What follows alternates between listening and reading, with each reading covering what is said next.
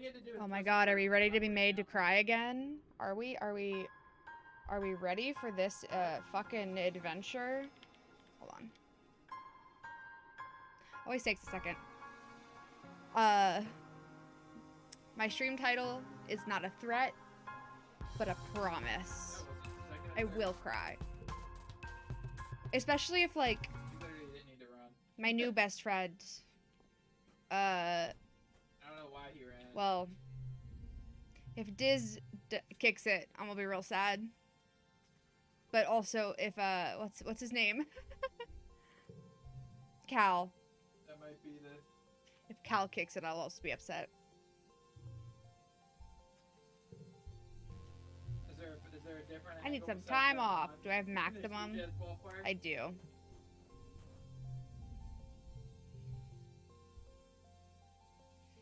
Cal has collected a fine assortment of plastic and metal containers and assembled them in what passes for a drum set. I want things to pick up. Gifts to give to people. He's probably high as fuck. Drunk as fuck.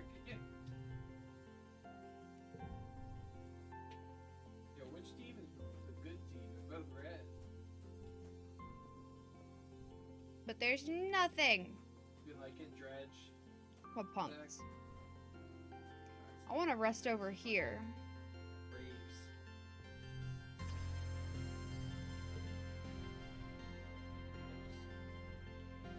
I don't know what they're based off of.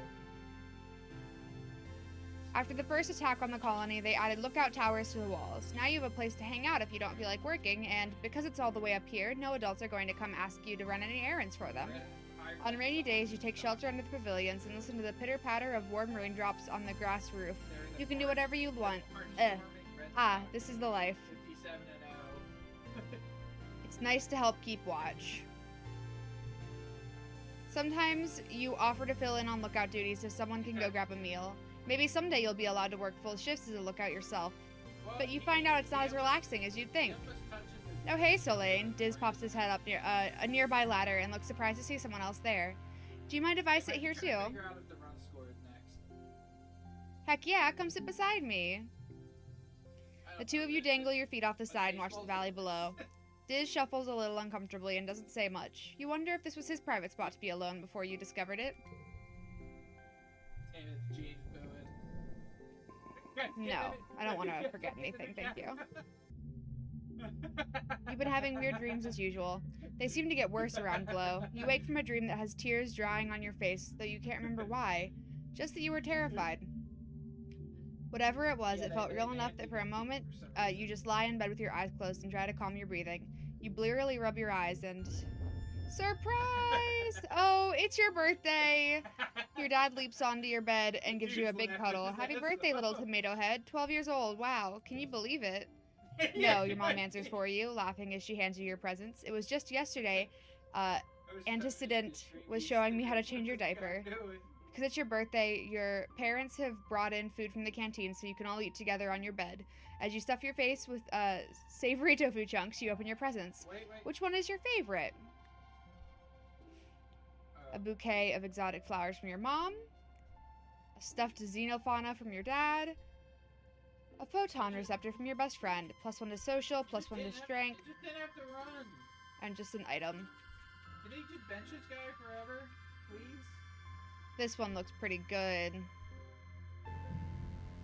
I taught the nanoprinter the pattern based off of pictures from expeditions, your dad says, watching you play with it. They call it a spectroraptor, he continues. See, it looks like he's wearing glasses on top of his 5 eyes. That's, they said it's because its lenses are outside of its eyeballs. Isn't that wild? Nothing like on Earth.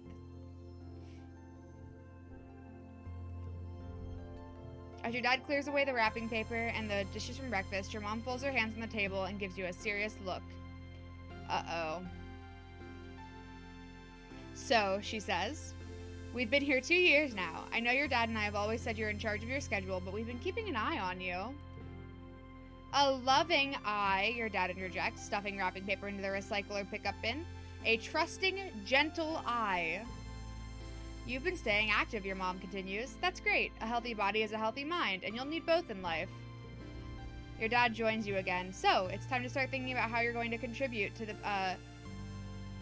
colony when you're older. At the look on your face, he laughs. Don't worry, we're not going to make you get a job right now. We're just asking, what do you want to be when you grow up? Day? I can do basically anything except for the smarts. I want to be governor. Why? I don't know, because I want to be governor. Your parents chuckle fondly. Governor Soleil, your dad says. That has a nice ring to it. Can your first decree be Taco Tuesdays? 2 days. Not Tuesday, I see. Udicott has to retire someday, your mom adds. She's right. You're not sure how old Udicott is, only that she was already ancient when your parents left Earth. You think she looks at least 100 years old. Do you have to be super old to be a governor?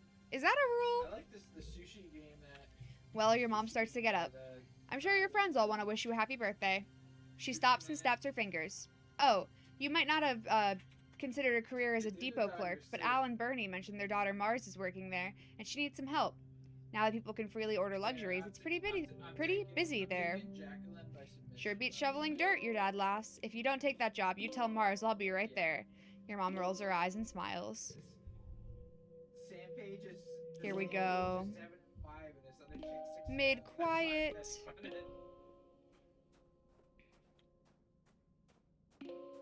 but she's a submitted, yo. She gonna submit her. I'm gonna go out. Explore.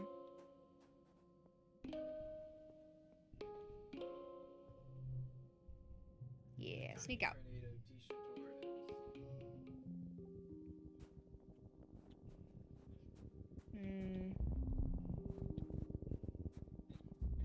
Also, I wonder if I had talked to him when he was out here, if I could have prevented his death. I feel really bad now about it. Oh, nope. Putting 11, 11:25 on this first fight. Yeah. The demo is sick. Yeah, it was like the first, up like a level in the game. I think I want to go this way. Some farmland has spilled outside the walls. The fields don't look like they're doing very well. Nobody's around right now. In fact, it looks a bit abandoned. There are some meager-looking crops ready to harvest, but animals are starting to get at them. Salvage. You pull up a handful of wrinkly tubers. They're probably supposed to be potatoes eventually, or maybe yams. It's hard to tell. You dig around a little longer, but it's all pretty picked over.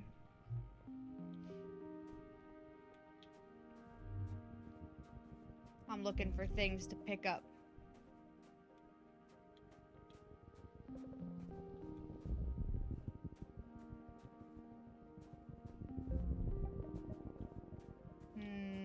I think I went that way last time. I want to go this way. At the top of a rise off to the east, you think you spot someone watching you. They're dressed in black. Is that Diz? But they look way too tall to be Diz. Maybe another surveyor? You blink and the figure is gone. Hike over there and look for clues. You bushwhack down into a valley and up the other path to where you thought you saw them standing. No signs of a camp or anything obvious like a dropped pack. No note saying I'm watching you. Signed mysterious figure. Spooky.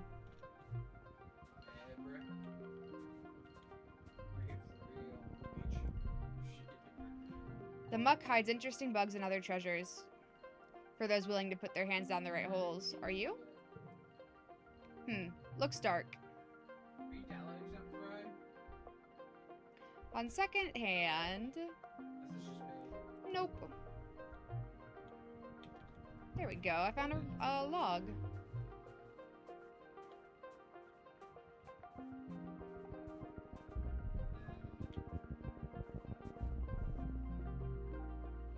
You come across a cluster of mush trees. They're not fully grown yet, but they're still pretty big. It might be a good idea to harvest them before they get all gross and mushy during the rainy season. If you were older, you could probably cut them down and get some kudos for them. Give them a friendly pat. You like the mush trees. You give one a pat and you are surprised when it moves under your hand. It's not the tree though, but a camouflaged creature lying against the trunk. It's small and looks like an octopus or a starfish. Lots of long legs wrapped around the tree like it's giving it a hug.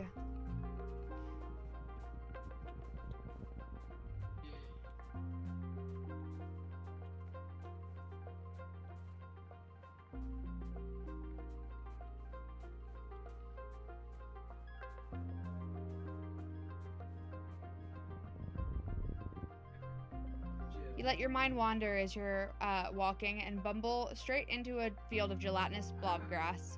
Totally transparent.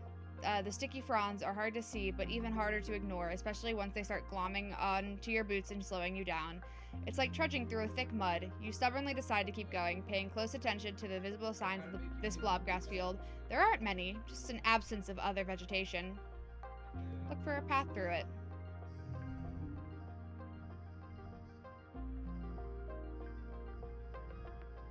There's only like, I told you, there's only like 5 people make 40 million. One of them's Toby.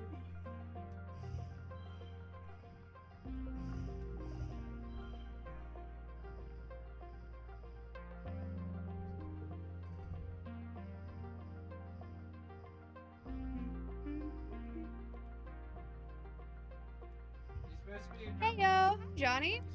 How you doing? What's this? This is a, I guess, a visual novel-esque game called I Was a Teenage Exocolonist. People die. Been chilling. You? Chilling? I'm alright. I got my hair cut today. That was kind of cool.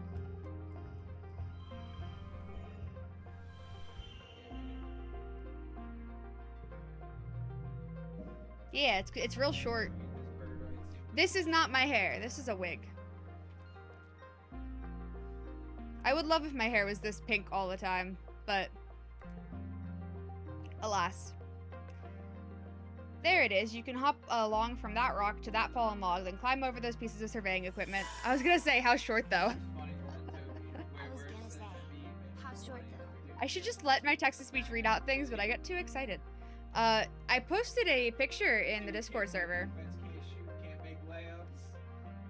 Technically, I posted 2 pictures, but it's pretty short. I could show you, but I don't feel like dealing with the whole taking the wig off, putting the wig back on. Especially because I know it doesn't look good under there right now. Like, it looked good before I put the wig cap and the wig on. You spend a bunch of time on it, though, and it takes some tricky balancing. It's tiring. Also, thank you for the resub. Oh! Creature. There in the clearing, the most majestic creature you've ever seen. It's unicorn from your dad. It's like a unicorn from your dad's storybooks, but with leathery reptile skin that shines when the light hits it. It moves so softly, like it doesn't even disturb the ground. It could be dangerous, but you want to see what it does. Be as quiet as possible. No, wait, hold up. This is Danielle? Look at GT's. Hold up. No, look. Well, look at JT. Watch when he steps forward. Yeah, it's sticking out. Because it was sticking out like 4 inches. Hey, look, see it? You see it right there?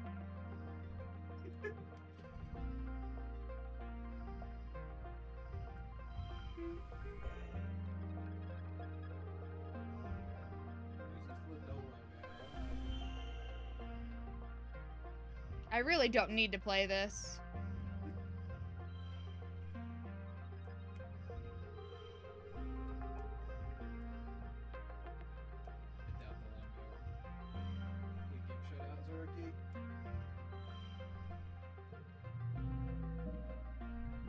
I would eat that animal.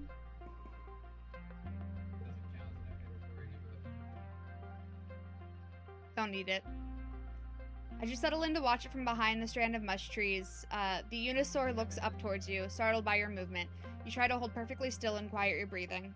After a tense moment, it goes back to business. First, it sniffs out a good tree and rubs the scent glands in its neck against it thoroughly. Then it pees like a crystal waterfall on a rock. Everything it does seems magical. You quietly take a picture. You quietly take a picture on your hollow palm, but you know you can't share it or you'd get caught for sneaking out. Next, it sharpens its horn against a rock, which is scored with marks from having done this before. This must be its favorite sharpening rock. You notice the bulge in its stomach. It must have had a huge meal recently. Aww. Eventually, it curls up for a nap. You quietly sneak away. This was so wonderful. Vertumna is a magical place.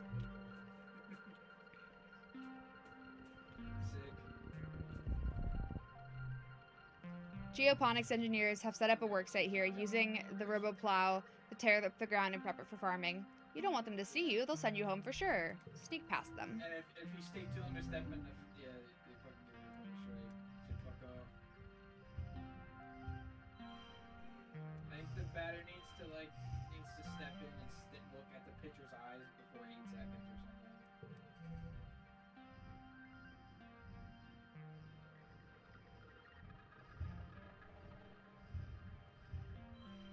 It usually drops a little bit. It looks like a fastball that drops. Like a fastball with backspin. I think. I was wondering how that one would work. I used to know how to throw one. You make like a circle. That'd be cool. And you get kicked out of the league in about 2 weeks. Bam.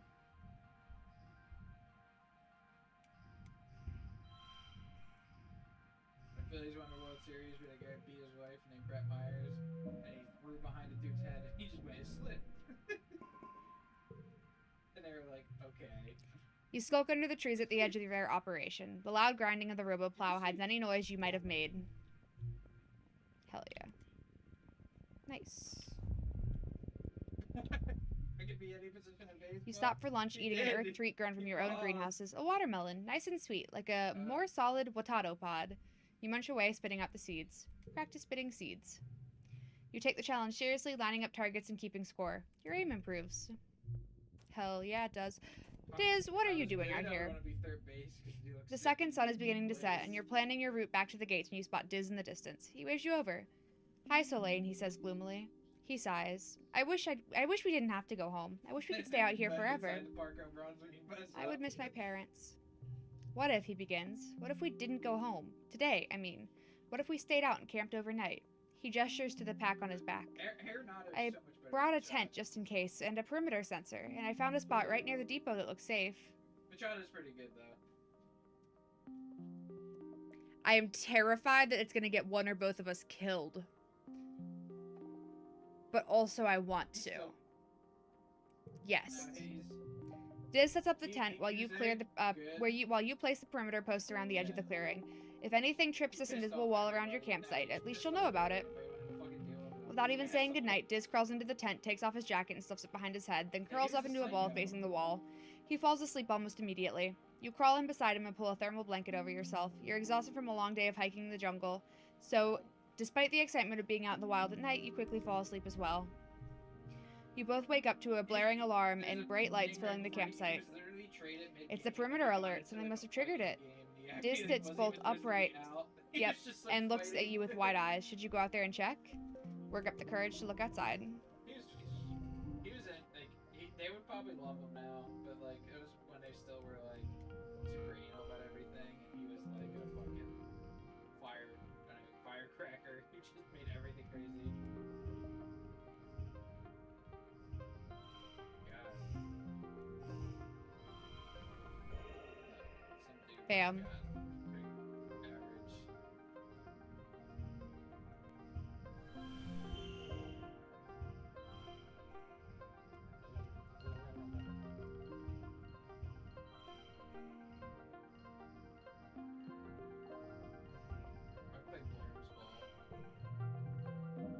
I won by a whole lot.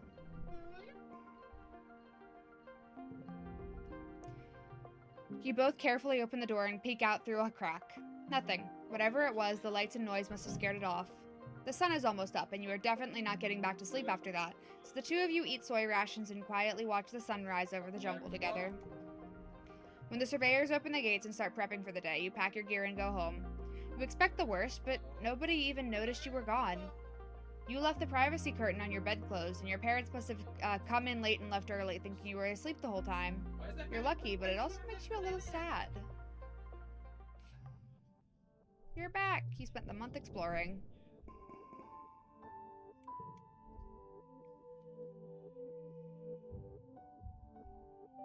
Late quiet. What's up?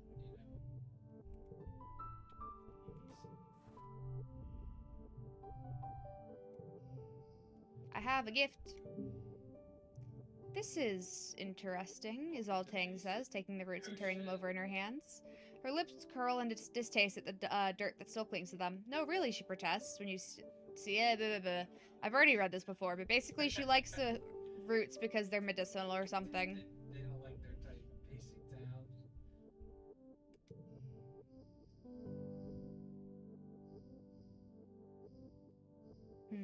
Jambo? Jambo's on TV. Do you want this? Nope. I could have kept that and made Mars my best friend, but honestly, I don't really give a shit about Mars. Yeah. Also only a +1. Damn it. I can't help with the aminals.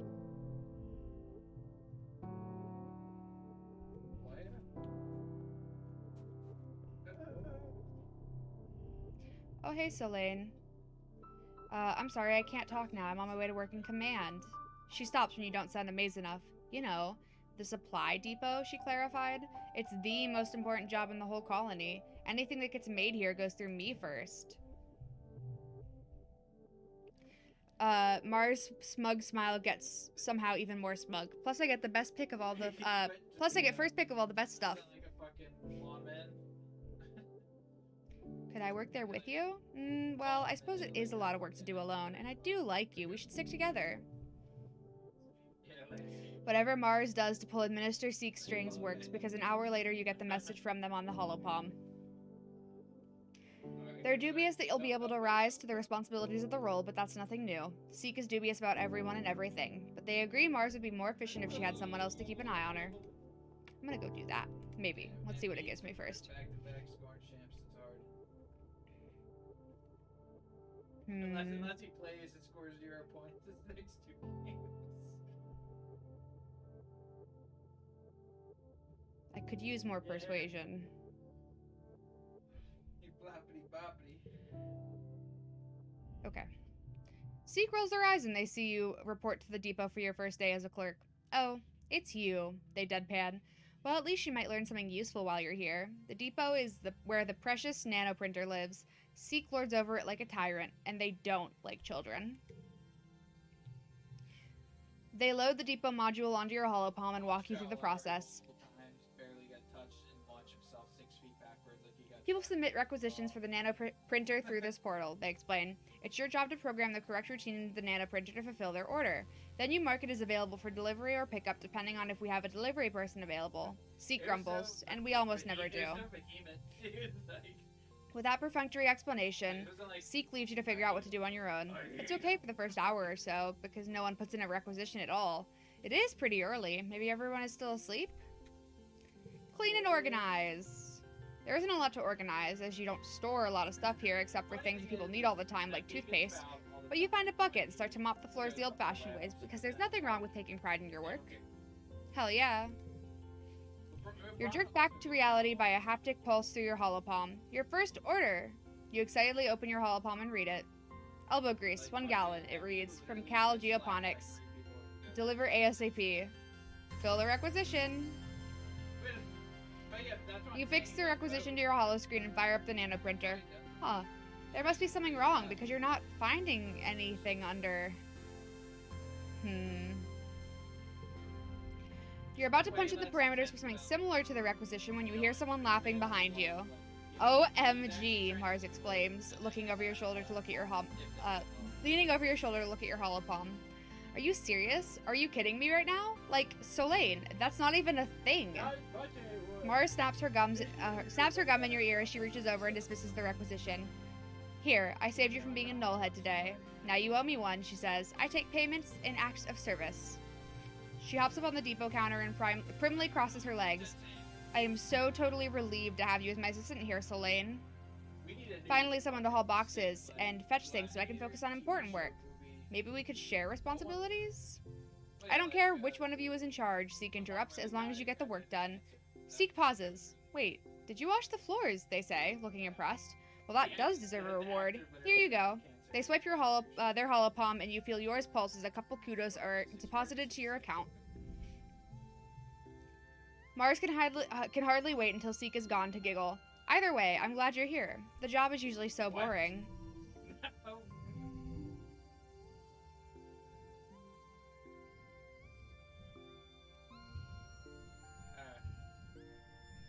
Hmm. Is it Crixus?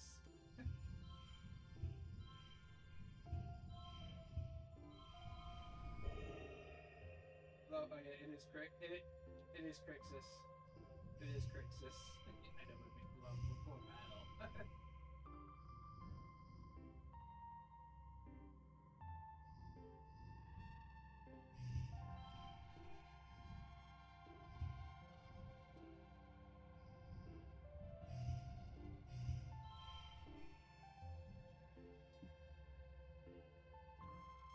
Do too I'm much trying to figure out work, which is makes the you best. Probably this.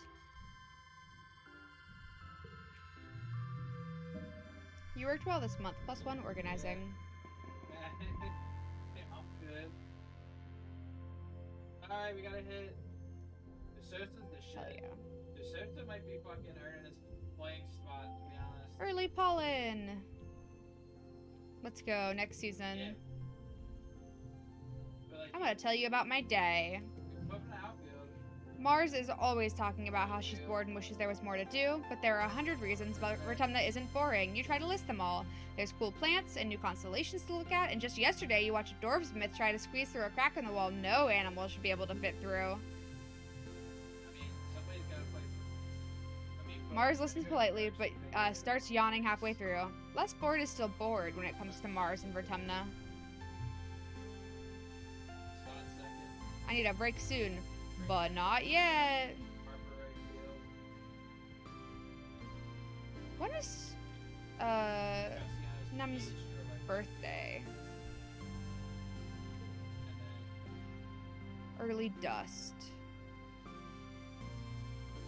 which is, I think, this season. I don't know anyone else's birthday. Oh, Early Wet. Dog first. Oh, guess who's up next, Mike? My bravery is not high enough.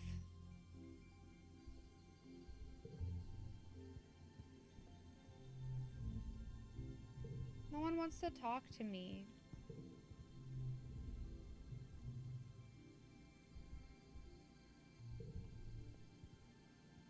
He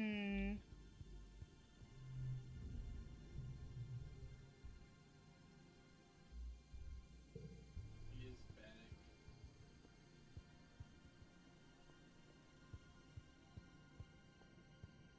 I should do combat training. Get tough.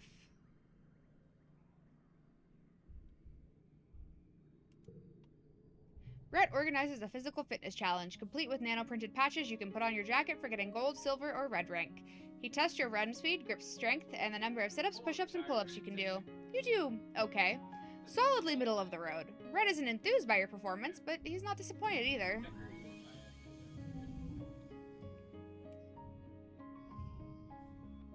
Carpenter's still playing?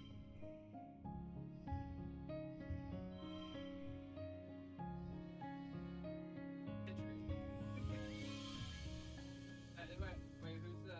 No, Wainwright. Wainwright is with that.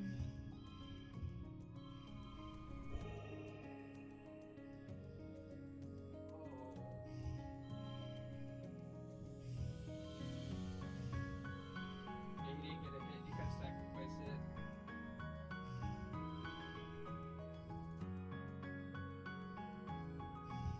It depends on how you play.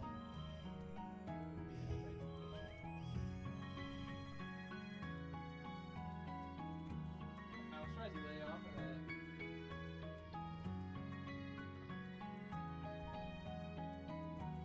These dude enjoy games because they're so quick. He can actually like watch it think. Got a friendship with Anemone.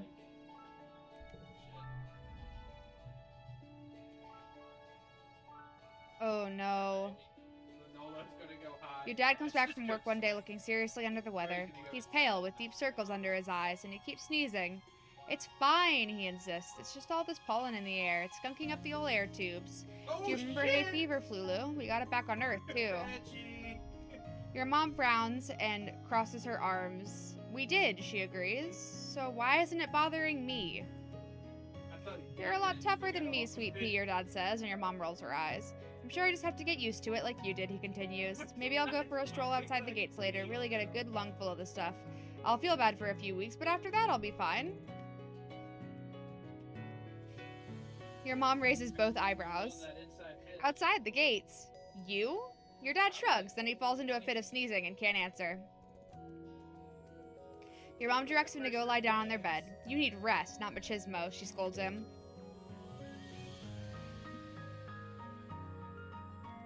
I don't have a chew, your dad sneezes. A macho bone in my body, foo-foo. And I have to fertilize the corn and the pixie beans this week. Uh-huh, your mom grunts. Your dad pulls a handkerchief from his pocket and sneezes into it a few times. Big yelling honk sneezes that go through your whole quarters. He pulls it away from your face and you can tell that something's wrong.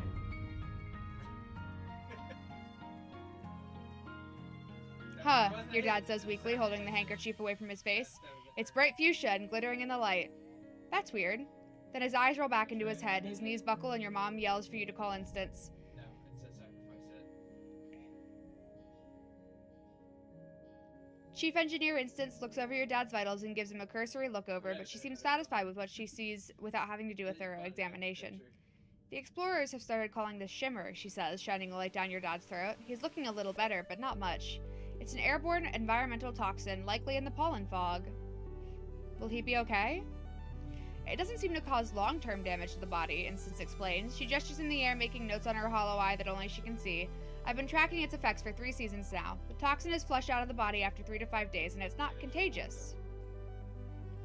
She looks down at her father. Or she looks down at your father. What that means for you, Geranium, since you're particularly susceptible to the toxin, you should be taking pains to avoid exposure. If you must go outside during pollen, use a respirator. Your dad smiles weakly. You got it, boss, he says. Your mom smiles and puts her hand over his.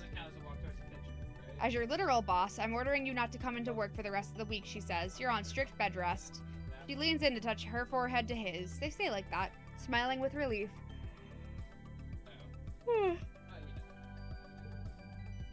Even after 1 day of bed rest, your dad is looking a lot better. He's clearly anxious to get back out into the fields.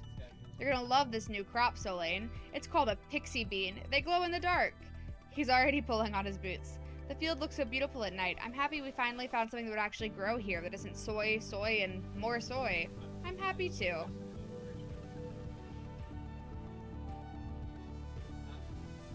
Ooh, wait. I have someone who wants to talk to.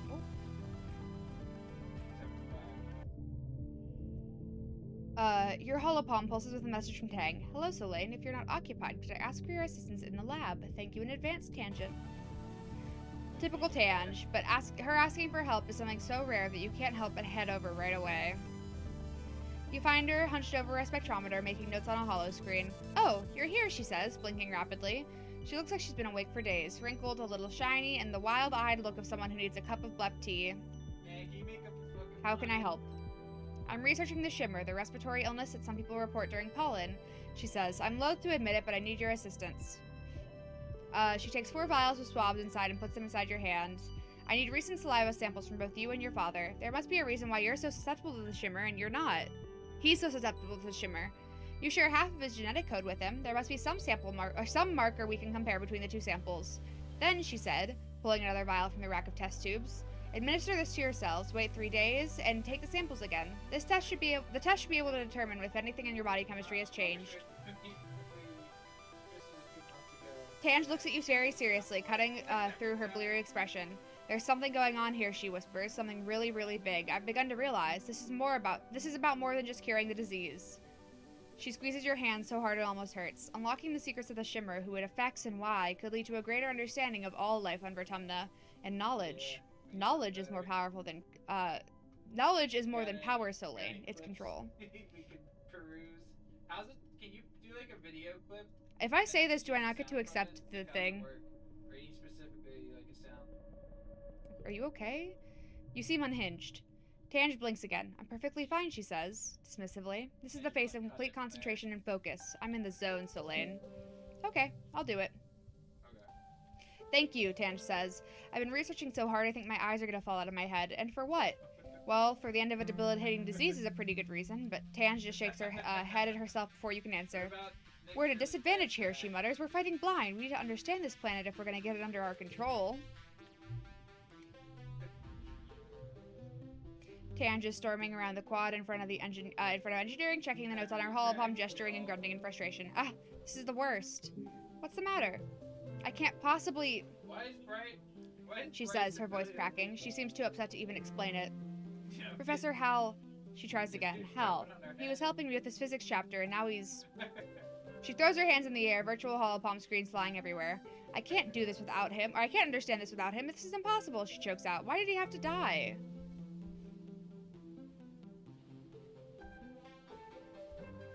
I don't know if I can... I'm gonna try. Okay, fine. She stiffens, then lets you hold her. You can feel her shaking. You think she might be crying, but when she finally pulls away, her eyes are dry. Thank you, Solane, she says. I know you're having a hard time with this as well. Nothing is easy on Vertemna. When even the adults can't protect themselves, it's obvious we're on our own out here. Well, good luck? Tange nods, going back to her notes. Thank you, she mumbles. I wish I could help her study, but I am not smart.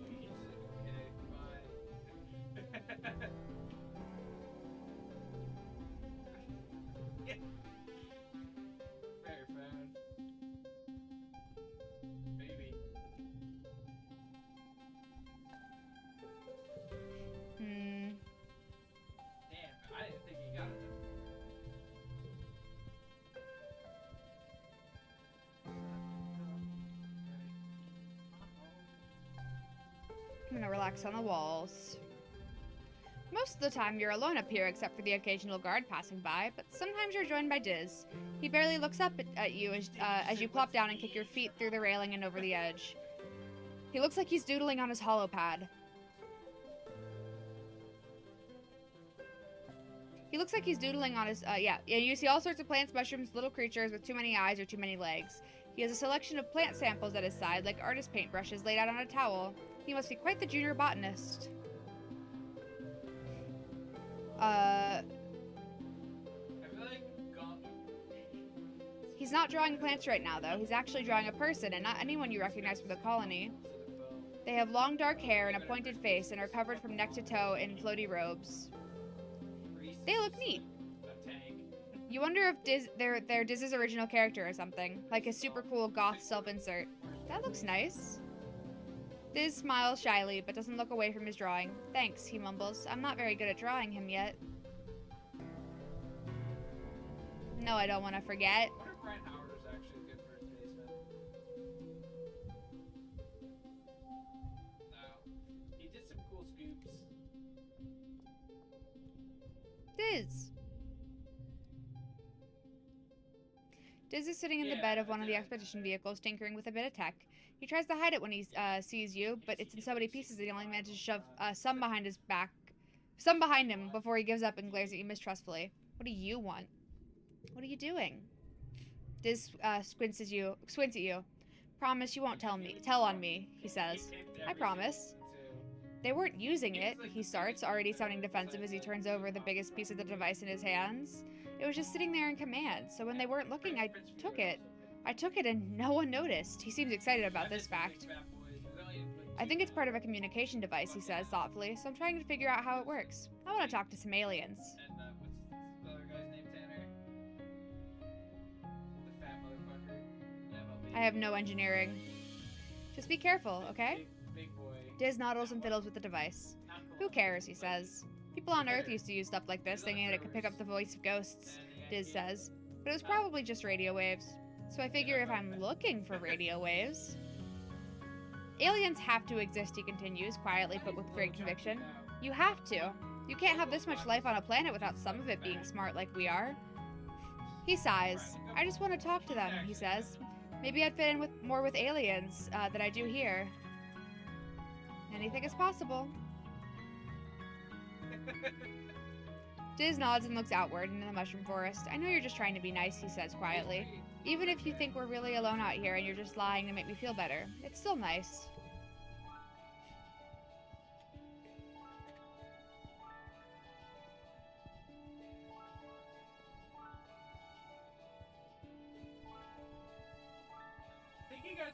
I'm gonna go back out. Skinny and then fat and then skinny.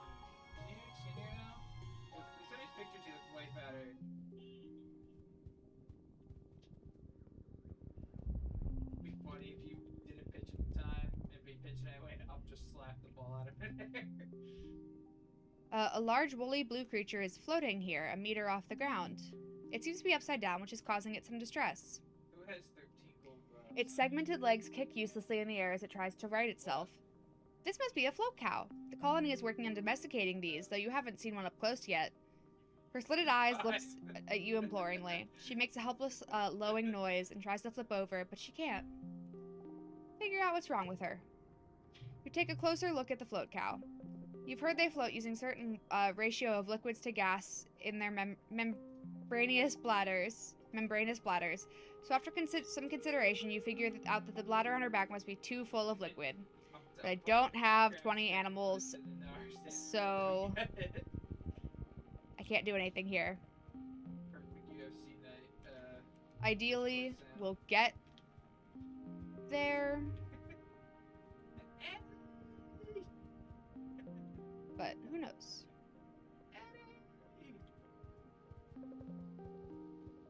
I couldn't imagine having, like, your wife an MMA fight and just, like, she's screaming the whole time. Plants grow fast here during pollen. They've choked their way through the path, and you can't see an obvious way through. I want to look up highlights for this bitch, Tanner. Should have called her bitch.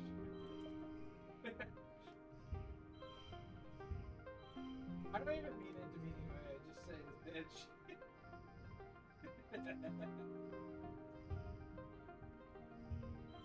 287.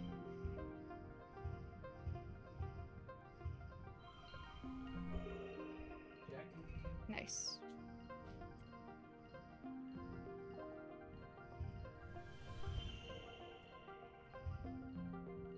Where do you usually look for their shit, Tanner? Like, highlights, you just go on Google.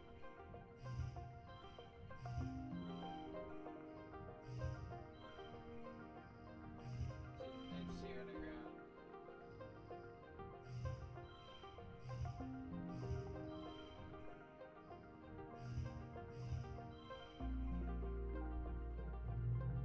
Victorious! Best score. Shit. -1 stress, +1 perception. That bitch did. You find a good stick and whack your way through the tangle of the new growth. Take that, nature.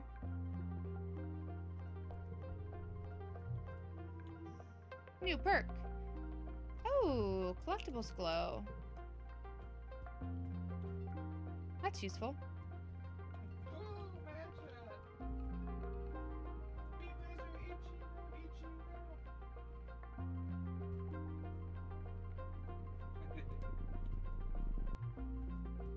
itchy. Now I won't miss anything.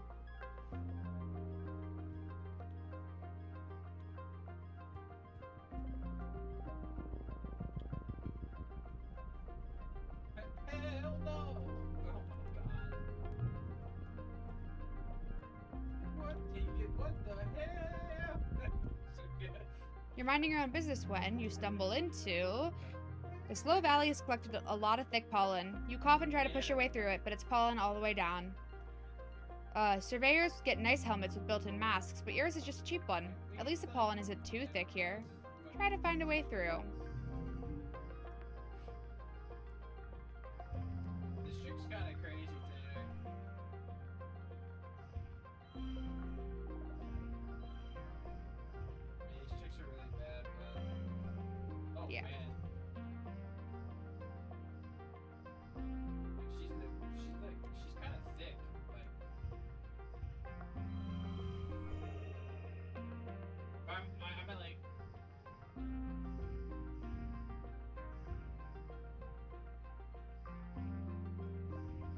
mean, I'm just saying that the chick's like... It's 13, She's pretty... 16.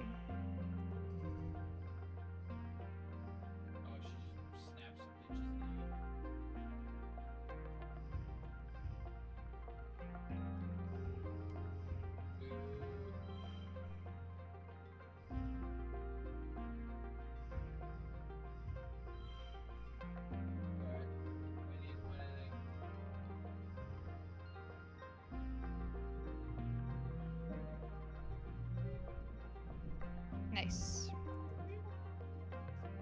Blech. This pollen makes your face itch.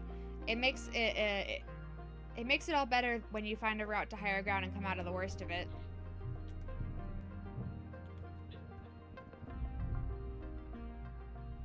You spot a group of Hopeyes playing in the clearing.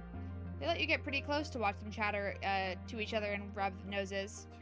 They're all friends, just like people, but they hop away if you get too close.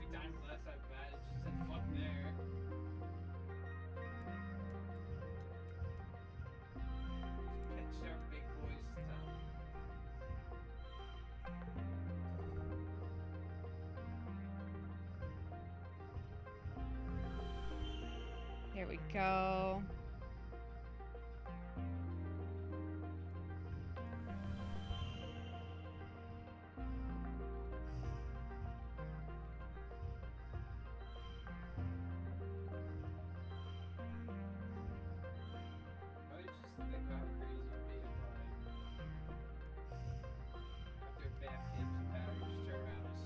There's 20.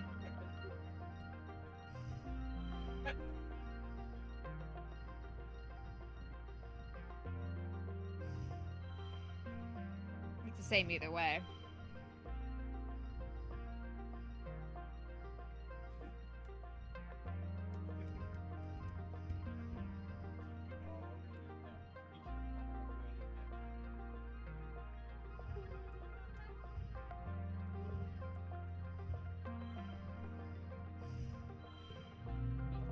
Okay, that was the best score I could get. The Hopeyes are wary at first, but you crouch down and copy their cute little squeaking noises. You bounce towards them and they don't hop away. You play with the Hopeyes for a few minutes before moving on. Cute little guys.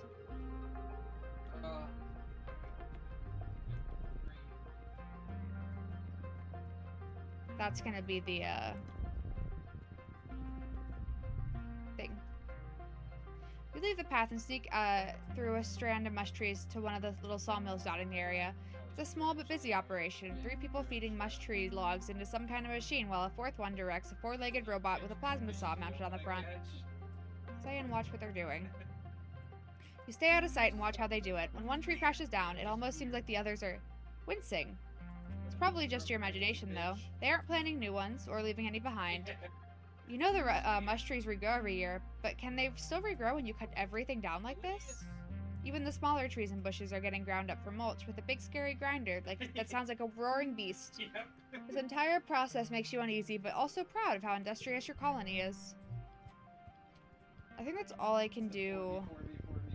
It's just chaotic. Unless I fucking find some way to get +2. If you don't have a shield. As you come to a bend in the path, movement catches the corner of your eye. There's something up on top of a nearby mushroom cap tree. You can't quite tell what it is, but is that a person? Someone is peering over the edge of the mushroom cap above you. You can't quite see their eyes, but you get the impression of a long dark hair and an enormous mocking grin. I wouldn't go that way if I were you, they warn playfully. They have a deep musical accent you don't recognize. A stranger? That's impossible. You're the only people around for thousands of light years. What the heck is he doing out here? You feel a chill go up your spine. Ignore him? I'm gonna ignore him. No. You've met everybody on the Stratospheric. That person must have been some kind of animal. One that looks like a person, and sounds like a person. Maybe it's Diz playing tricks with his voice, or maybe you're seeing things. You round the bend and regret it immediately as something long and thin slaps against your face. Then another whack across your back as you spin to face your attacker. Whap, whap, 2 slaps to your chin. Shins send you reeling. Whatever's attacking, you can't see it. You fall to the ground and cover your head with your arms in defense. Nothing happens, just silence. When you look up, there's no attacker, but the plants all around you are flattened to the ground. They're long purple reeds with knobby bumps at their bases. As you watch the reeds slowly start to bend back upright, you poke one experimentally and it slaps back down to the ground, stinging your hand. Attacked by grass. How embarrassing. You decide to call it slapgrass.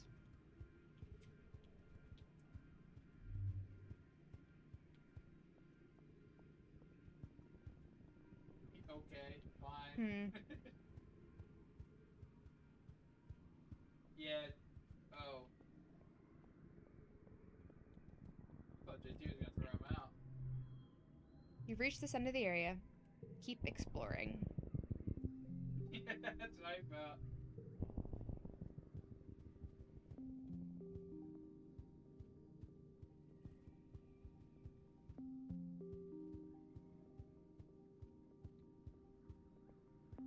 Hmm.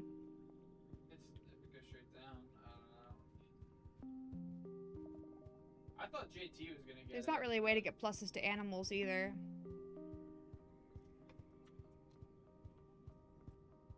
Like, even if I do go back inside.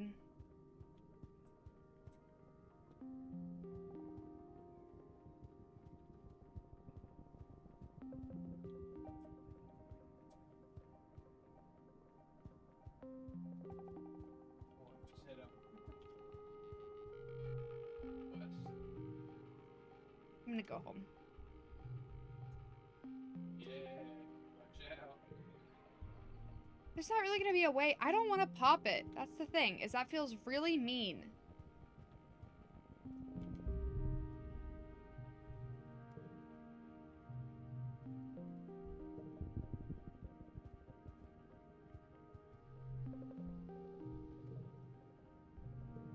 God damn it, go. Yes, go home. Fuck's Memphis. +2 bravery, +1 perception, +1 friendship with Diz.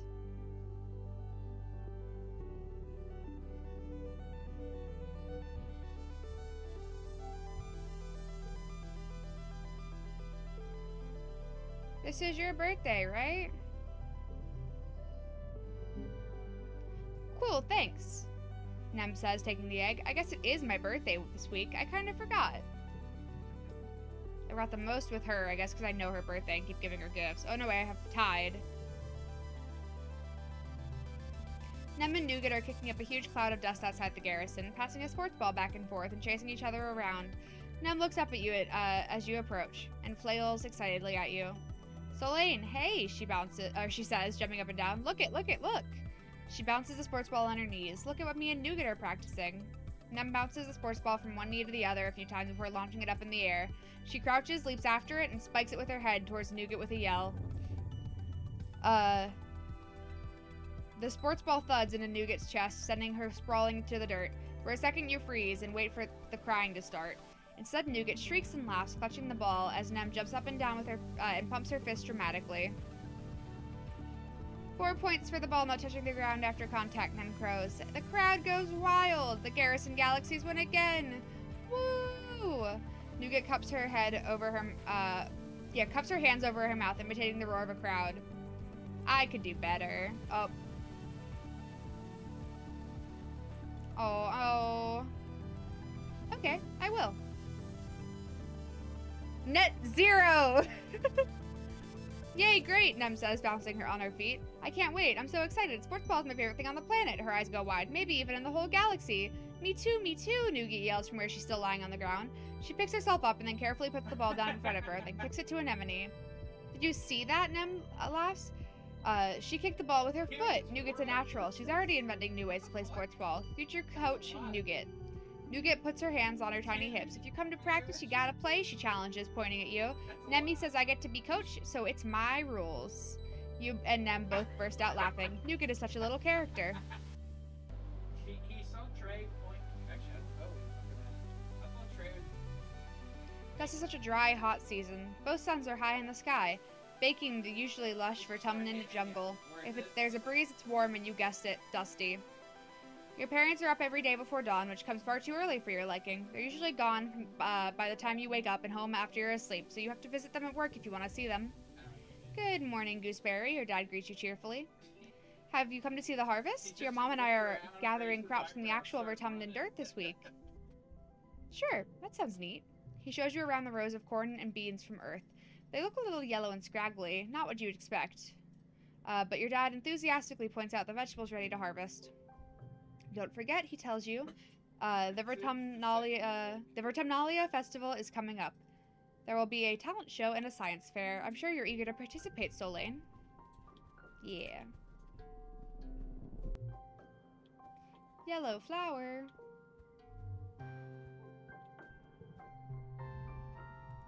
Here.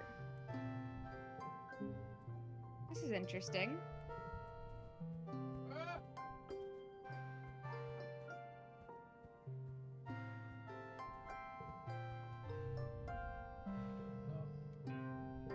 I give you a flower. Oh. He doesn't like it.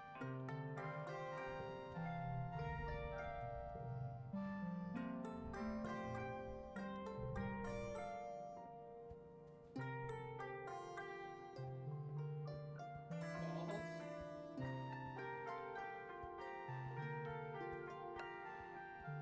Let me go outside.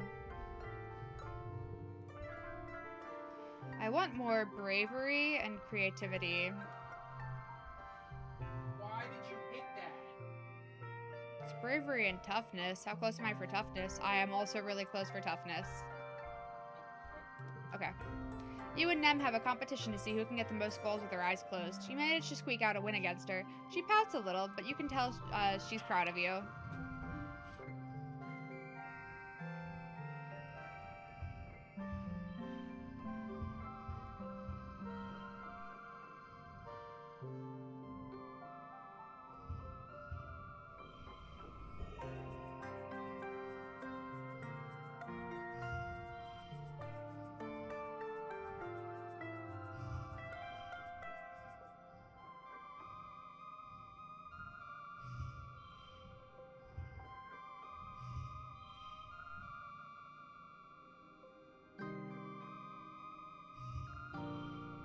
What do you want? He's just a homer in the booth. Good mood.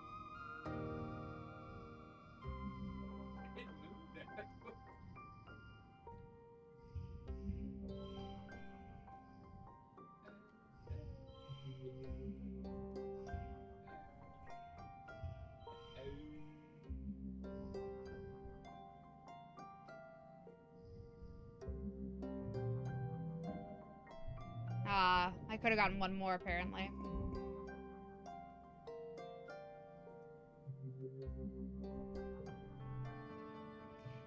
It's time for the third annual Vertumnalia Festival. You gather with your family in the colony square. Everyone takes a seat as Governor Udicott approaches the stage. She folds her hands and serenely addresses the crowd.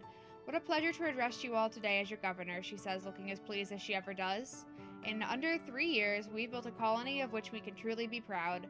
While we've suffered hardships and losses, we remain standing, as always looking toward the future we are building together. Let this Midsummer Festival, let us use this Midsummer Festival as a time to reflect on our many blessings, Udicott continues. Fresh water, good food, healthy children, and a strong community. Udicott bows her head, but let us first remember Professor Halitosis, who guided our children and kept our engines running for so many years. Chief Engineer Instis will be filling in, with help from our ship's AI congruence, until someone can take up the mantle that rested so easily on Hal's broad shoulders. We also recognize the passing of our dear friend, Chief Surveyor Melatonin. Known for his gentle nature and his curious spirit, Tonin joins his daughter Aspartame and his loving partner Lavandula in this world of our memories. In his place, we welcome our youngest ever council member, Utopia, representing Expeditions. Udicott invites the rest of the crowd to stand and be recognized. Udicott invites the rest of the council to stand and be recognized among the crowd, including your mom, who huffs in annoyance. Look at these strong women! Hell yeah! You go, girls! When the applause dies down and the council sits, Utopia remains standing. Actually, Auntie Udicott, y'all mind if I just make a quick announcement? Udicott nods and Utopia clears her throat. I just wanted to say thanks to y'all who are trusting me with this job, she says, her clear voice ringing out over the crowd. A cheer rises from Expeditions, and she motions for them to quiet down. Uncle Tonin's left some big shoes to fill, and well, I'm gonna give it my best. We're fixing to get to the bottom of what we're calling the shimmer, the sniffles folks have been getting during pollen, Utopia continues. Until we do, please keep on wearing your masks when the pollen is thick, and let the doc know if you're feeling under the weather. Sometimes he's good, sometimes he's bad. She bends down to hug the governor as she warmly leaves the stage. Thanks, Utopia, Udicott says warmly. And thank you to the rest of the council for their service. Live music starts playing and Udicott smiles. And now it's time for the games and feasting. The crowd disperses towards the feasting table, clearing the area of chairs so So the oh my god. So the children's competitions can be held. Which will you do this year? I'm gonna triathlon, talent show, triathlon. Oh, I shouldn't have. Com keeps adding complexity to his bot wrestling game. Last year was the hollow obstacle course. This year there's an accuracy challenge. Sink 3 baskets and you can move on to the next stage, Com says, unveiling something with a flourish. A vacuum bot with a basket tied to its head. It chirps as it stomps back and forth, and the crowd cheers. You're competing against Nem and Cal. You notice they're not racing around together. Cal is playing with a vacuum bot, and Nem is standing next to her brother. You're up first. Oh.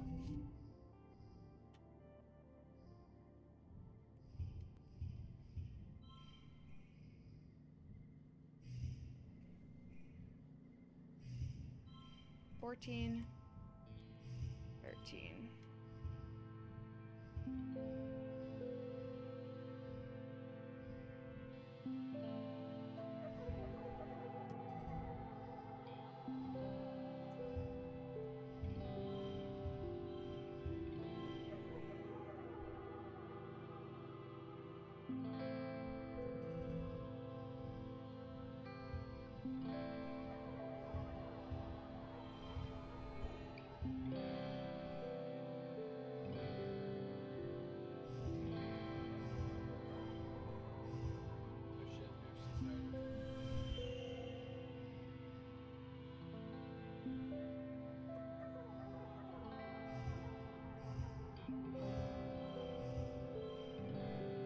That's a 24.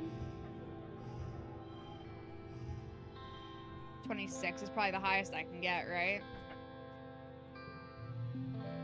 I could have gotten 27. Bullshit.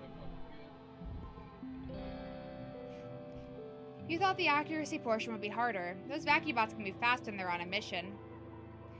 This one seems to get bored waiting for you to complete the obstacle course, so by the time you line up to take your shots with the sports ball, it stopped running around and has taken carefully to vacuuming the dirt under its feet. You easily sink your baskets and move on to the wrestling competition and win by a huge margin. Nem pouts and stops over to Com, yelling that it wasn't fair that you got it easy. She refuses to sit down, or she refuses to speak to you until Com makes you sit. She refuses to speak to you until Com sits you both down and makes you shake hands, pointing out that Nem also got hit by 5 hollow obstacles and couldn't have won anyways. Nem begrudgingly accepts your win. After the festivities, you take time off for a much-needed and very relaxing break. Your dad sets up a slip and slide through the colony square, and everyone takes turns sliding on their stomachs and spraying water at each other. It's a lot of fun. You can feel your worries floating away in the hot dust suns.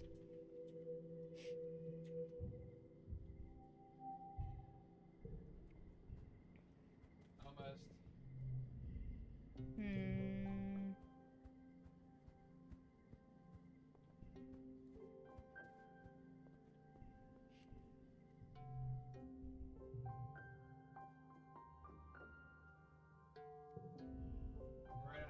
Mars insisted on being the one who talks to people and takes requisitions while you work hidden in the back loading packages onto the conveyor belt. Mars is counting her kudos tips for the week. Mars hoots. 10 kudos. I'm gonna buy so many sour sticks with all of these.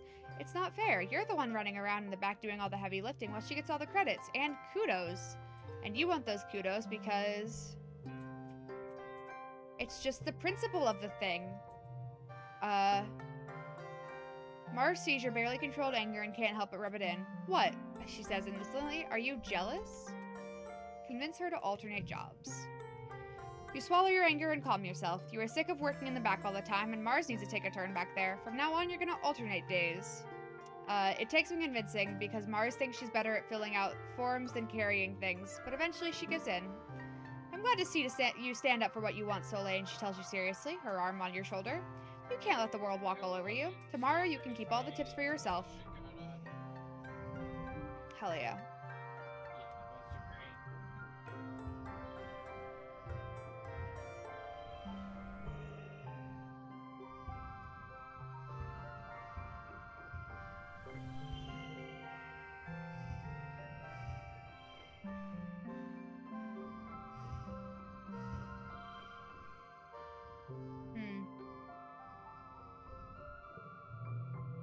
Hell yeah, maximum.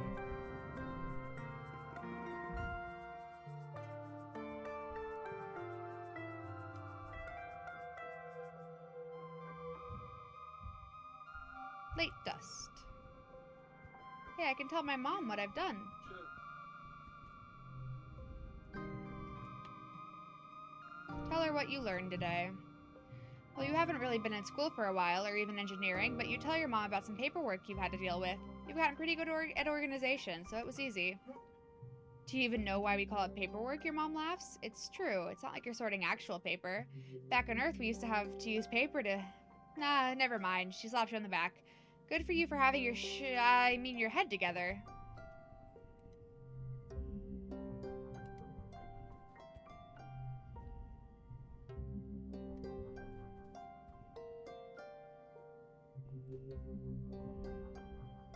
Okay, what's up? Take this. +2! Oh, this is his birthday! Oh, we got lucky.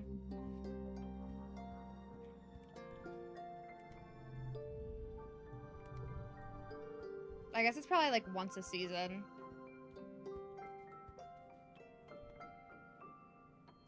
I get pluses to all my socials. No, kudos are doubled. I should work then.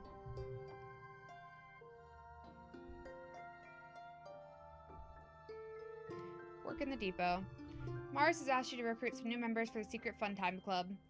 Who do you approach about this fun, exciting opportunity to make friends and be your own boss? We gonna kiss.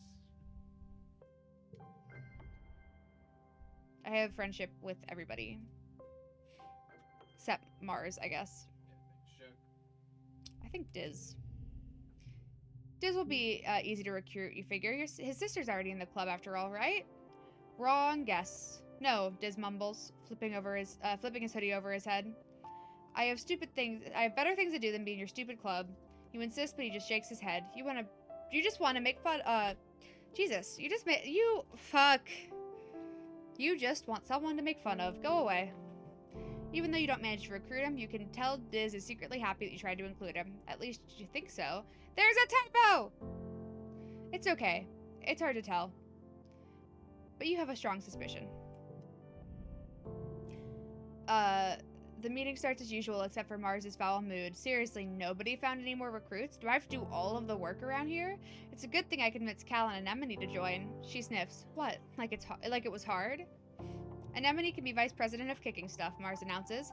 For, if we need extra security, or like if we need to open a door and we can't use our hands. Cal will be vice president of transportation, Mars continues. Cal pulls out his hoverboard and grins. That'll be useful if we need to get somewhere fast, or if only one of us does anyway. He can deliver secret messages too.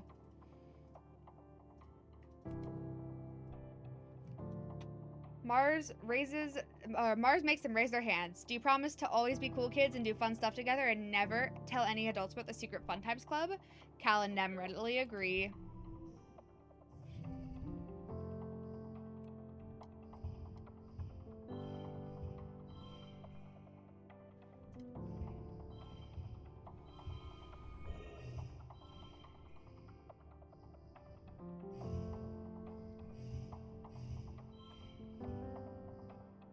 Two.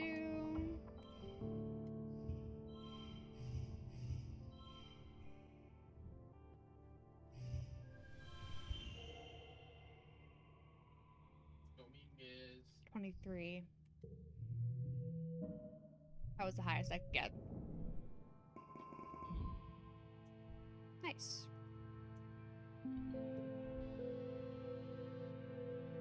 Oh, he did it. Yeah. Early wet. It's now your birthday.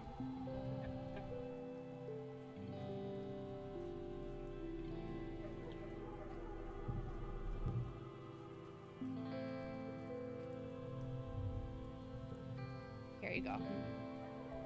Food. Here. You can have that.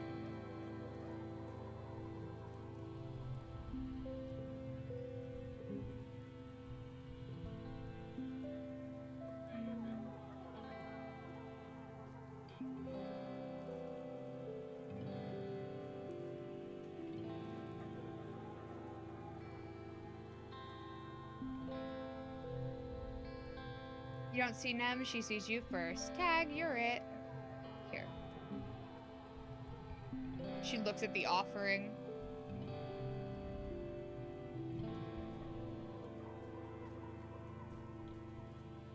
I should work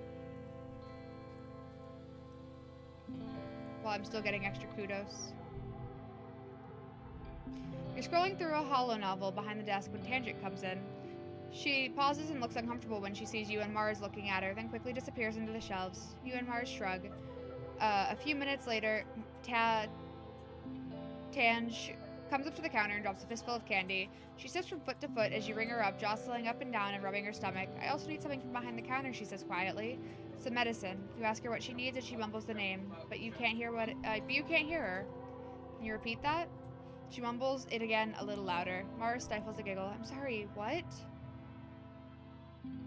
Tange rolls her eyes. Stars, she curses. I need fart pills, okay? The stupid alien bacteria and all of the weird native foods makes my stomach upset. OMG, Mars laughs. You have blue gut? Really? Tange the perfect has blue farts. Tange crosses her arms and looks miserable. You give Mars a questioning look. Blue gut, Mars says? You know, when you keep farting and farting, like all this blue dusty stuff? Mars leans over the counter to get a better look at Tange's backside. Oh, no, she says dramatically. White was not the best color to wear today, Tangent. Your butt's as blue as Soleil's hair. Mars cackles as Tange anxiously cranes her neck to look at her rear. Liar, Tange mumbles, not meeting your eye. Just give me the pills, please. I don't want to talk about my stupid body. Be sensitive and nice. Oops. You let Tangent know that you're very sorry this is happening to her. Blue gut is an uncomfortable condition, you tell her, but it doesn't make her a bad person. You let her know that if there's anything you can do to help, you'll be there for her, because that's what friends are for. This approach seems to make Tange even more miserable. She takes her order and rushes out of the depot as soon as you're done. Oops. Best snatch I've ever seen.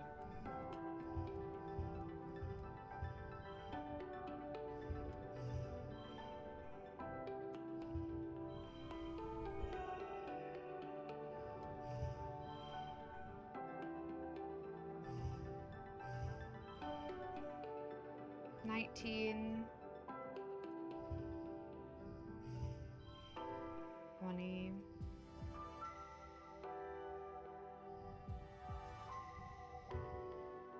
His name is Alec Bone. He just said his name is Alec Bone. I could have gotten 21. Yeah, I bet I could have. Plus 18 kudos. Friendship with Mars. And now this should go away.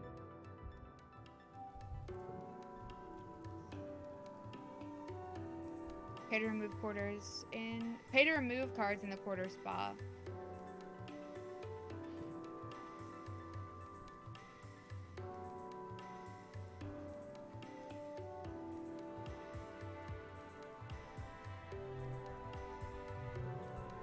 Make sure no one wants to talk to me.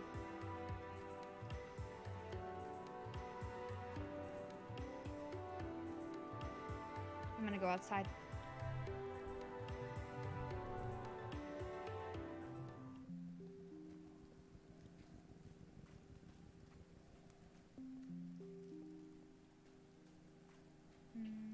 Guessed it, Mom.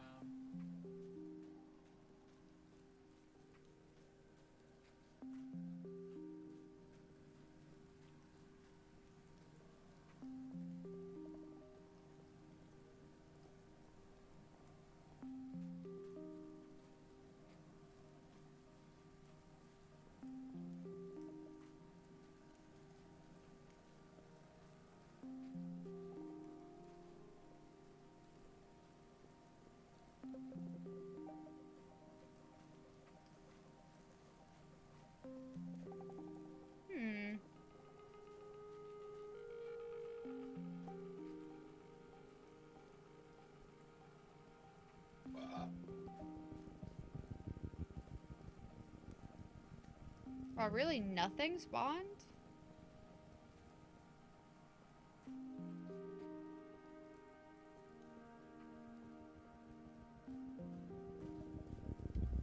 a waste of a month.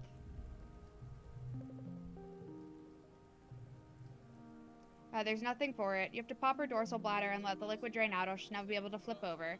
She struggles and screams as you open your utility knife and jab it into her bladder. Immediately, you're drenched by a hot explosion of what you hope is milk. Gross, gross, gross! The float cow spirals away as a sudden jettison of liquid propels her away from you. You hope she'll be okay, but you are decidedly not okay with how you smell right now. I think that's all I can do.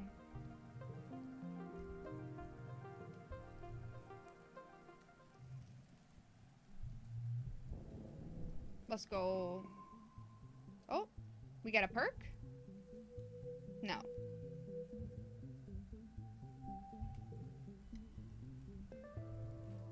New perk. Extra draw card. Cool.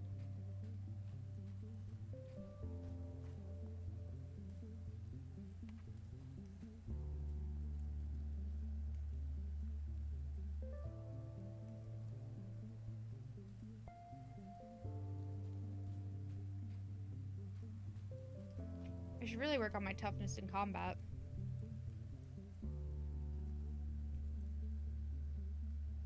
I'm gonna do this. Nem's big brother, Calm, teaches karate techniques to the class. Kicks, punches, flips, and all the cool stuff. He's much more calm than Security Chief Rhett, and takes the time to connect with you instead of just relying on intimidation. You kind of wish he was the chief of security instead. Maybe one day. Rhett can't be the boss forever, right? Calm organizes your first karate tournament. Well, he doesn't call it a tournament, it's more like an exhibition to show off how far everyone has come in their training. There's informal sparring matches and feats of strengths like high kick challenges and breaking boards. Despite Calm's best intentions, Nem is absolutely taking this as like a competition.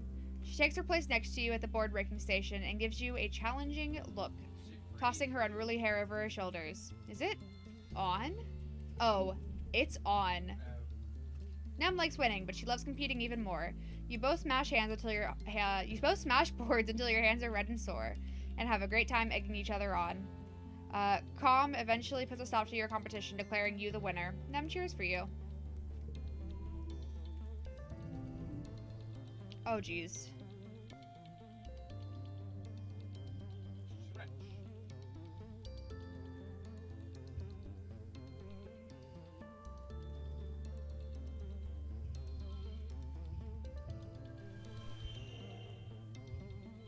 There we go.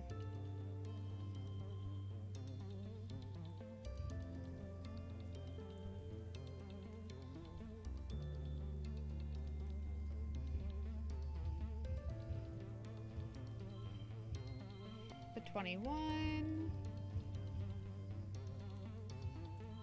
30.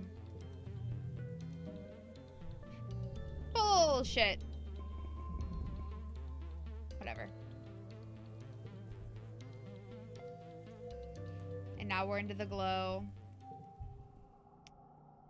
Oh boy.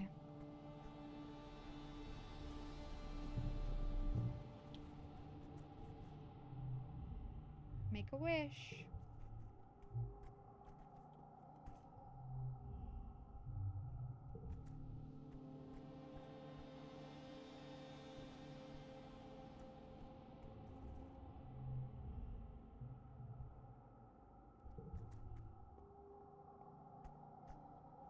I'm gonna rest, I think, so that if anything happens and I need to... The view from the wall during glow is absolutely breathtaking. The wormhole seems to smother the sky like a swirling jewel-toned bowl pressing down on the gloom. Everything in the wilderness is lit up and seems to breathe in and out of the with the planet like one living creature made of stars. It's beautiful. You could almost forget how dangerous it is.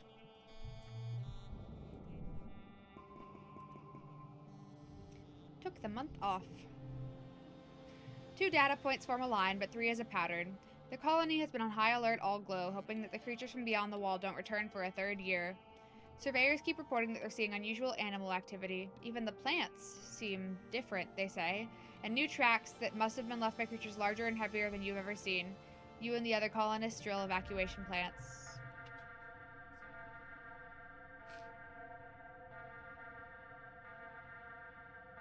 You're in engineering when you hear sirens ring throughout the colony. You cover your ears against the noise and make your way to a nearby classroom. This is one of the assembly points, so you should be safe there, but it wasn't so safe last year for Professor Hal. What if another creature gets in? Congruence, the new teacher, is just a face on the computer screen. She can't protect anyone. Congruence flickers cheerfully. Please stay calm, children, she says. The defense squad is already en route to the creatures. This should all be over soon. You've been told this before. As the sirens continue, you're faced with a choice. Leave. You stand up and leave. Tangent Mars stares at you like you have 3 heads. Congruence doesn't try to stop you. Not that she could. She doesn't even have any hands. Heroic. Let's go. You slow to a walk as you near the outer doors of engineering. Something doesn't feel right. You stop to listen in the dim emergency lighting and hear the metallic popping of something overhead. In the ventilation ducts? Your blood goes cold. Monsters. They're here. You follow the sound to a workshop and force yourself to look up through the slots of a vent. You gasp. 2 glistening bug-like eyes peer down at you. No, 4. 6? They blink in syncopated pairs. Then you hear it over the sirens, a soft pinging noise, halfway between a chirp and a purr. The creature skitters spider-like from one side of the vent to the other. A small furry tentacle slithers through the slats, searching for the vent for a release. When it can't find one, it bangs its bodies against the inside of the vent, denting its metal. Tame it. I want a pet.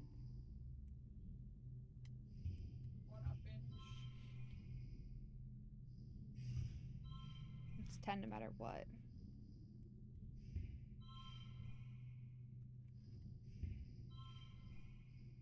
Shit. Let's get some shit.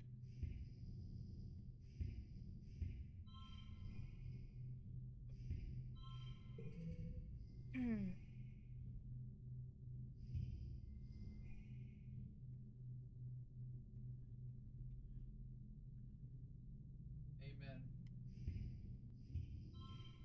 Don't worry about it. Gutter balls aren't even real.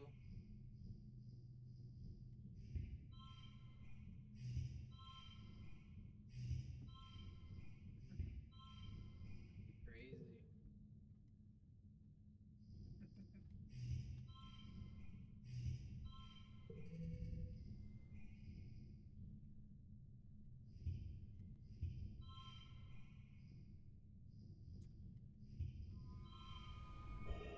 Maybe. Definitely could have that card something to 21. 21 either way. Yeah, true. Guess you just had to kill yourself. It's 23. Which is probably as good as I'm gonna get.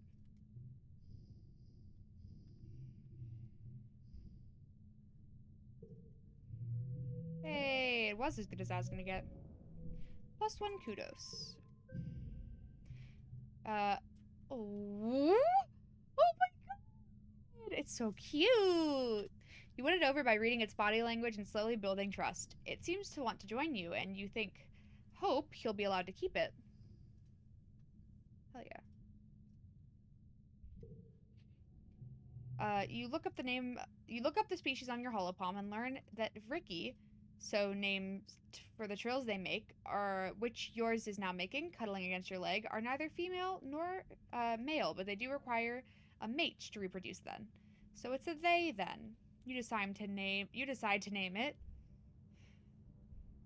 Bright Eyes. Their eyes are kind of bright, and there are a lot of them. It isn't long before the sirens turn off, ringing 3 short pulses as the all-clear message flashes on your holopalm. You and the other children file out of engineering, and you head back to your quarters. Your parents will want to know that you're safe. You manage to smuggle your new pet Ricky under your jacket and hide it under your bed before they arrive. Your dad gives you a big hug, but your mom slumps into a seat at your table. It's like they were going specifically for geoponics this time, she mutters, but your dad pets your hair and shushes her. I'm sure it was just bad luck, Flulabelle, he says, but your mom shakes her head and folds her hands in front of her mouth, staring at the porthole window at the fields. Oh my god.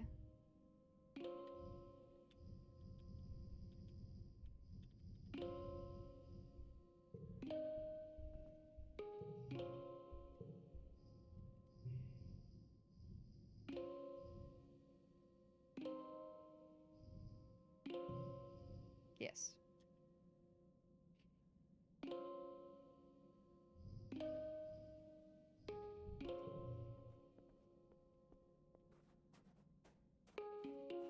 What's up? Tange is standing still, with her face held up to the sky, letting blue snowflakes land on her cheeks. They melt almost immediately. She doesn't move as you approach. After a minute, she winces and rubs her eye. It stings, she says, because it's made of acid. Acid snow? Tange nods. The HoloNet entry says it isn't harmful. It freezes to 12 degrees Celsius and turns into tiny crystals that are so heavy they fall from the clouds. You can see them under a microscope. She sticks out her tongue and lets some of the flakes fall onto it. It tastes kind of sour, but sweet, she observes. Fascinating. Tange pulls a sample jar out of her coat. We know what it's made of, but our understanding is incomplete, she says, and places the jar on an outcropping of rocks. The big mushrooms changed in shape and color before the snow began to fall. I wonder, is there some sort of signal that precedes the changing of the seasons? What happens if I expose samples collected in dust season and snow from the quiet season?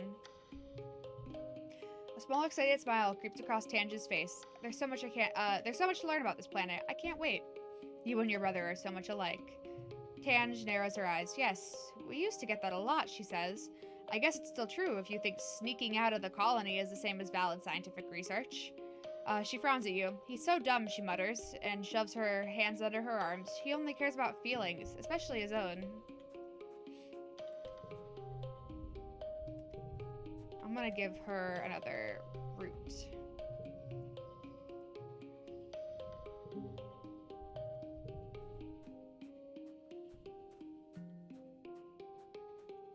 Cal! You catch Cal at the gate to the garden. He's carrying a big bucket of rocks. Hi, Solane, he exclaims. He pauses to pat your pet on the head, too. And hello to you, too, Bright Eyes. Oh, I'm supposed to tell you that there's a new park near Geoponics now, Cal says. We can run around all we want, and nobody will say we're trampling the fields. You should come play there sometimes. And bring Bright Eyes. They'll love it.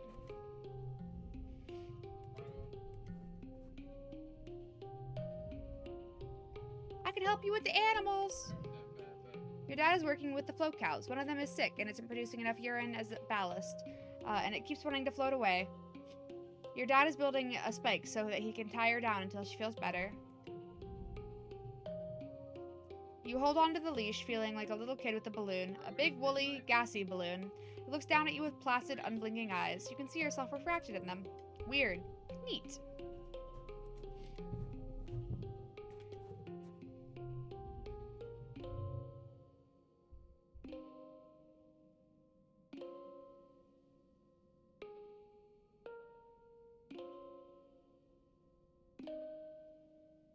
Mars is frowning intently at her hollow palm, typing a new message. Oh, excuse me, Solane. I just have to clear something up, she says, sparing you a look. Anemone posted her answers to the Everything About You survey on the colony message board, and she said that she thinks her brother Calm is the coolest person in the colony. Mars rolls her eyes. As if. Calm is like one of the hottest, but he's not sophisticated. Okay, I'm not talking to you. I simply do not care. I'm sneaking out.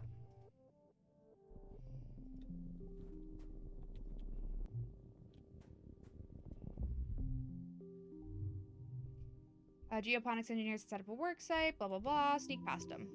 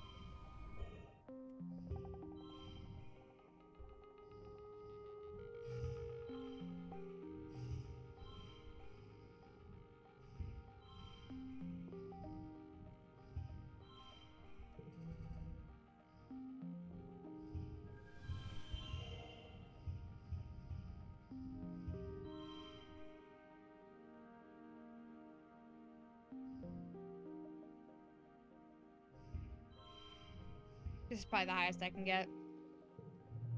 And it is! Good on thee. Nice. You skulk under the trees at the edge of the operation. The loud grinding of the roboplow hides any noise you might have made.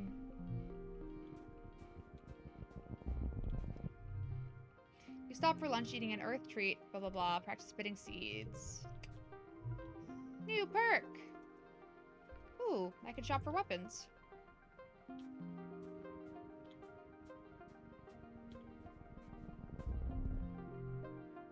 Let your mind wander. Look for a path through. Oh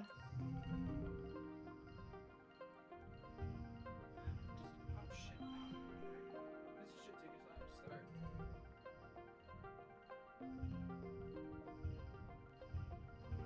Our Viking mentor? I saw one, but it got rescheduled.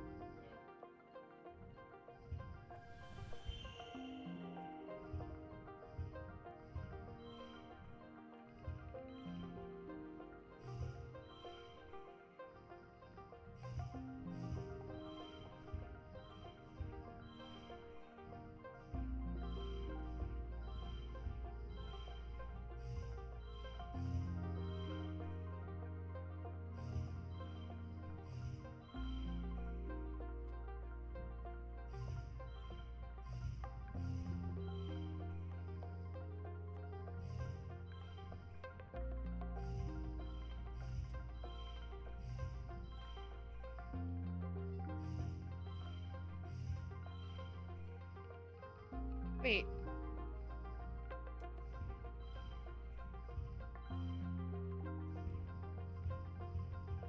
I had 20 before. Did you file it?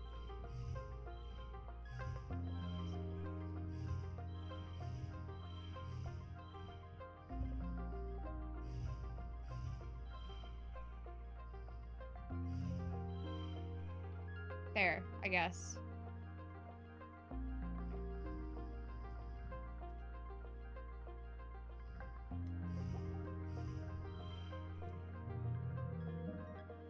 I disagree that I could have gotten 21, but okay.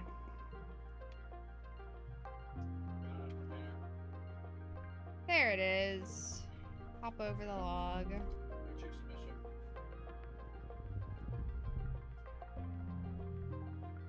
Find something to use an umbrella from the spark snow. You break off a large leaf.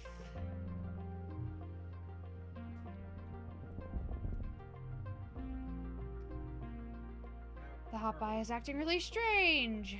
What's its deal? There's someone screaming foul ball.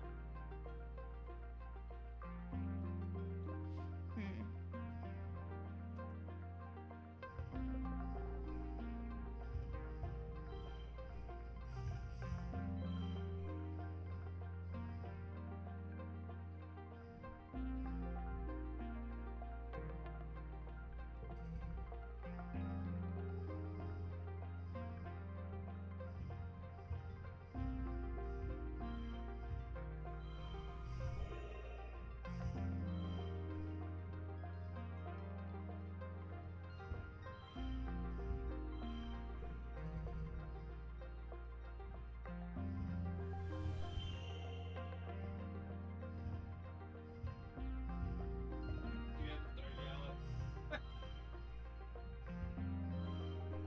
33. What? He's going after That's probably gonna be good. They're saying you're a fat pussy. Win. You stop trying to get past and just listen. They're angry.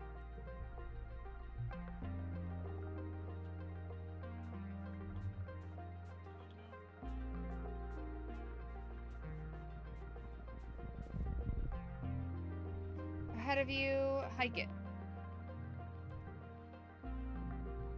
Resist the temptations, because I know it destroys your pack.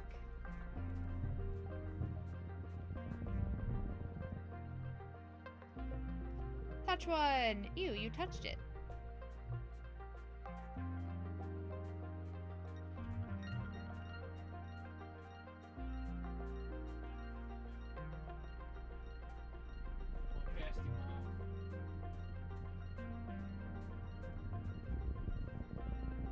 What's up, creature? Drop a cat in mom. Walk through their territory.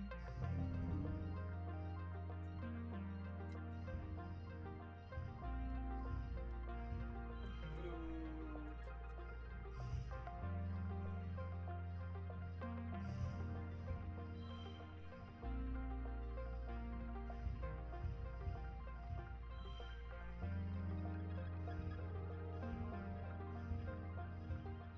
15. Fuzzy? Oh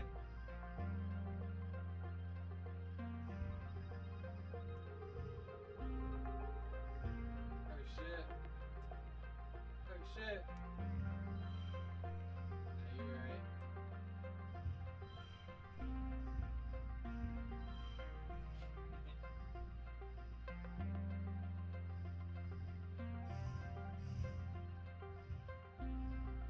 It's 9.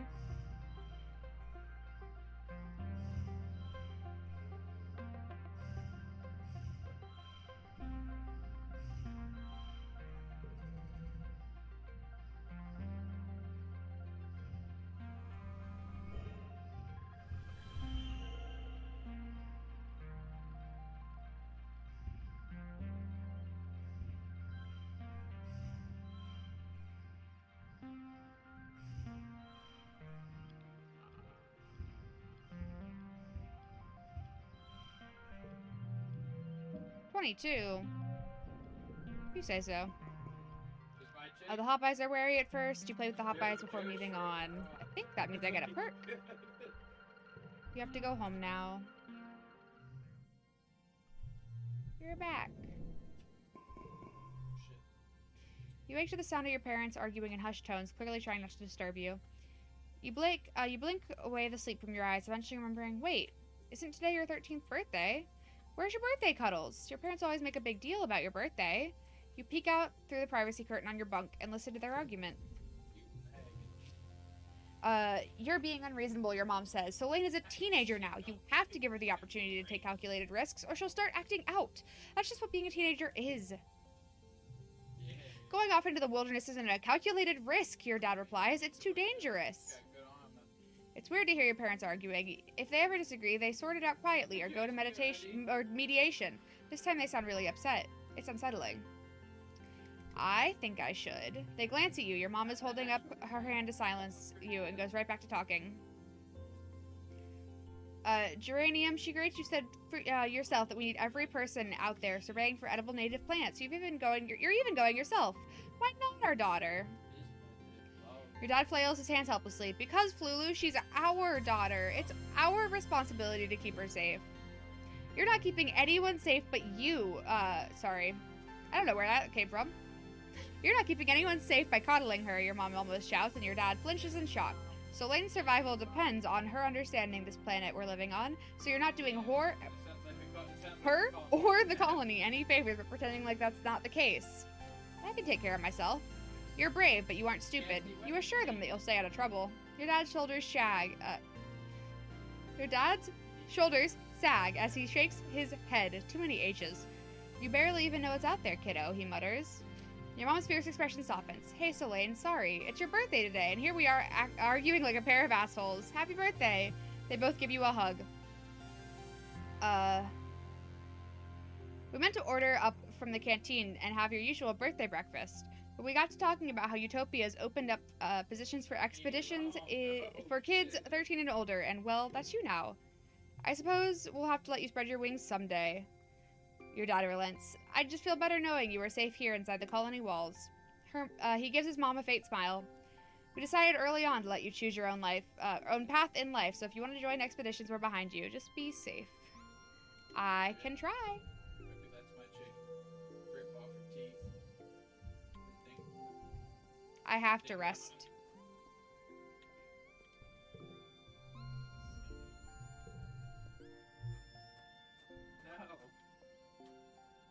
Mike wants me to do. Would you give him a $50 parlay on the card?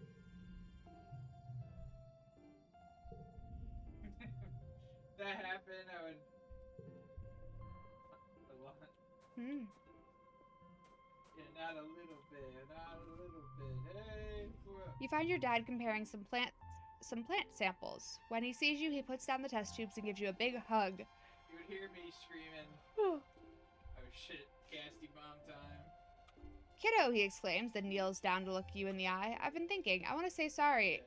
I'm sorry your mom and I were arguing on your birthday. We'll disagree sometimes, just like every couple, but it's unfair that you had to see how the soy sausage gets made. I was really upset. Your dad's face fell. I know, I'm sorry, Gooseberry. Here, I hear the depot's open now. Go get yourself a piece of candy or something. On me. Your mom and I talked it out, he continues. We're both just really putting our everything into the farm right now, and it's making us kind of snappy. You don't have to worry about it, okay? He squeezes you in a hug. If you want to join Utopia's exploration team, just be careful. It's dangerous out there. My chick just gets stuff. I'm gonna go shopping.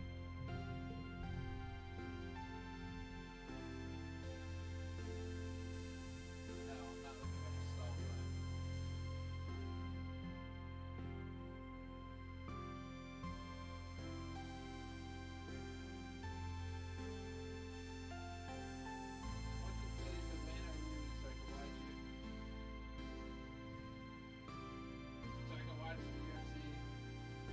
the stall.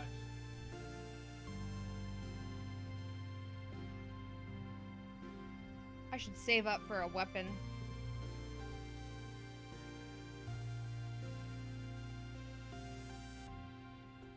I need to rest.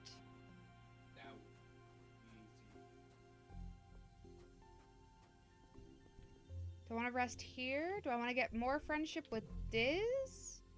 We're at 38. I think we get something if we get to 40. Relax on the walls. Diz gives you a short nod as you climb up onto the walls and takes your place nearby. He's good company if you're looking for the kind of company that leaves you alone and doesn't bother you very much. He's looking for the same. You're a good match for each other that way.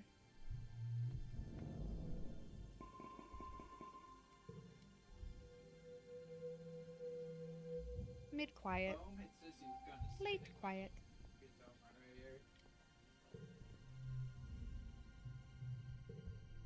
Point right at him.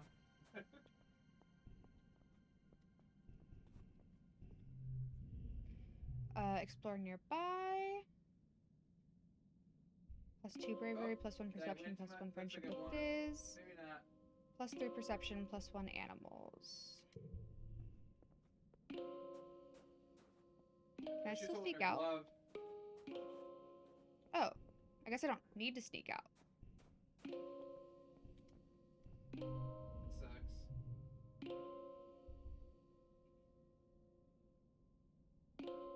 Refuse? Is she just throwing her? Not good, because that means my chick gonna be tired.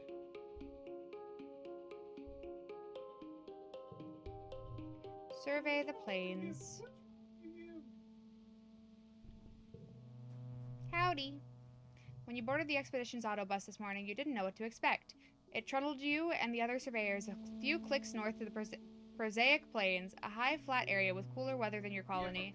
You could barely control your excitement as you watched the landscape change. And now you're here. You're finally old enough for a real survey mission away from the colony.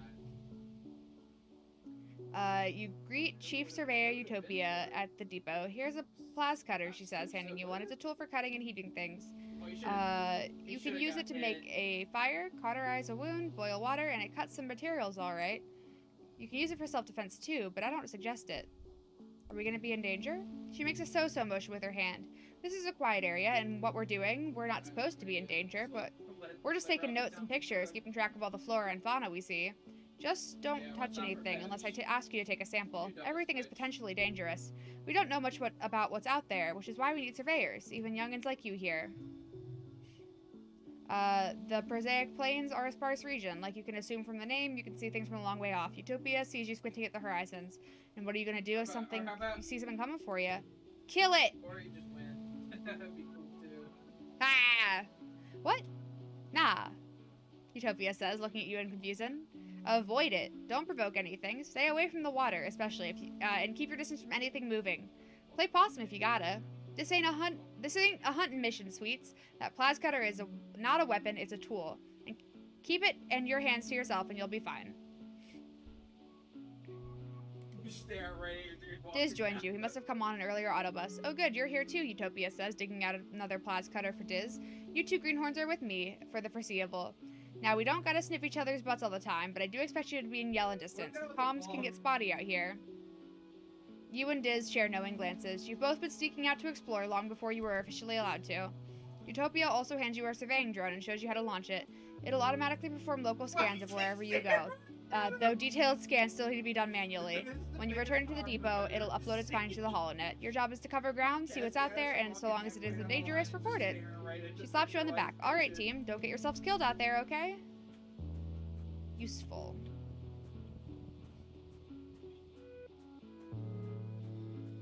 Because this guy isn't playing Dion. He's playing It's really pretty. Oh.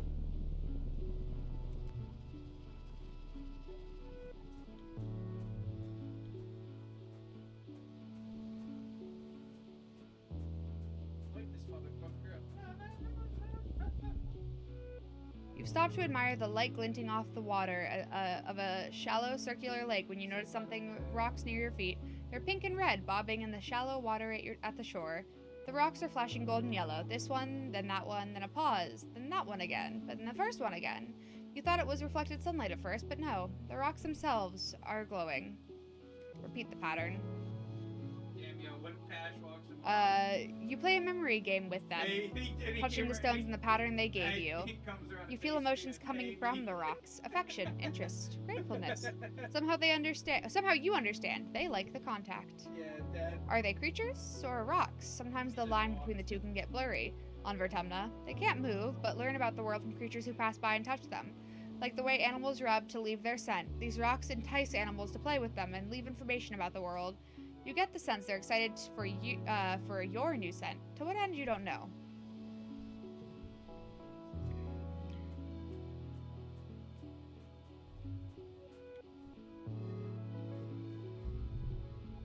You almost bump into Diz. He's being so still and quiet, hunched over, and looking at a little knoll.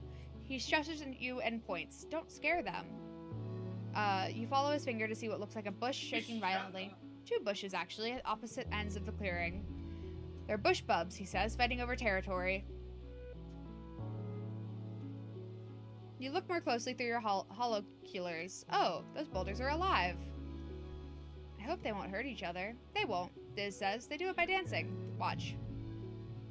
You watch the two creatures face off, rhythmically rustling the leaves that grow out of their heads and their backs. Their gangly, branch-like antennae swing over their heads as they rear up to their full heights. Even from far away, they look imposing, like agile boulders. Right now. One goes, then the other. They watch each other carefully, alternating and repeating each other's motions, trying to outdo each other. Ultimately, the smaller, more graceful one seems to be declared the winner. The loser plops back down and shuffles away into the jungle defeated.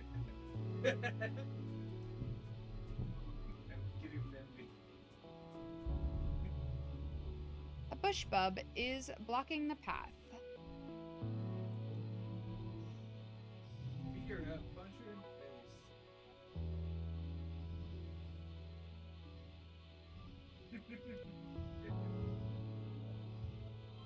You sound like you're in so much pain.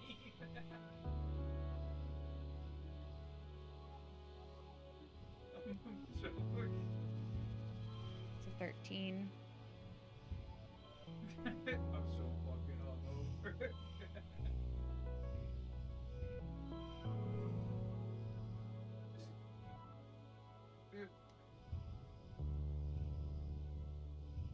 Put some, yeah, that might not be helping.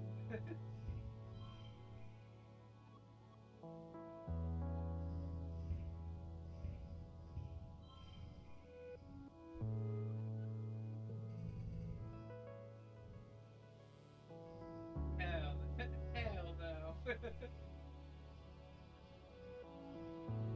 Ah. Yeah, power. Oh, we're powering back up.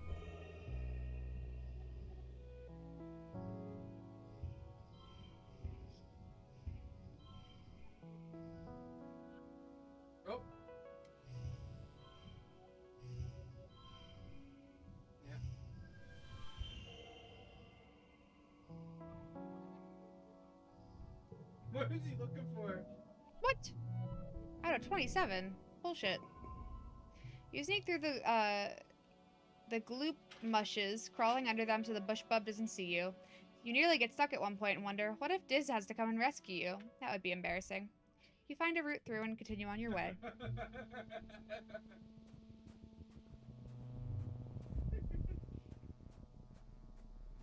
You already know. I do that when I get high. You sure you didn't get too high? The massive dead bushes block your way. They have very pointy spines the size of short swords and look very, very sharp. Blast your way through it. Good thing you brought a plas cutter with you. You cut a hole through the bushes and set a bunch of the surrounding forest on fire while you're at it. That'll teach those bushes to get in the way. Oops.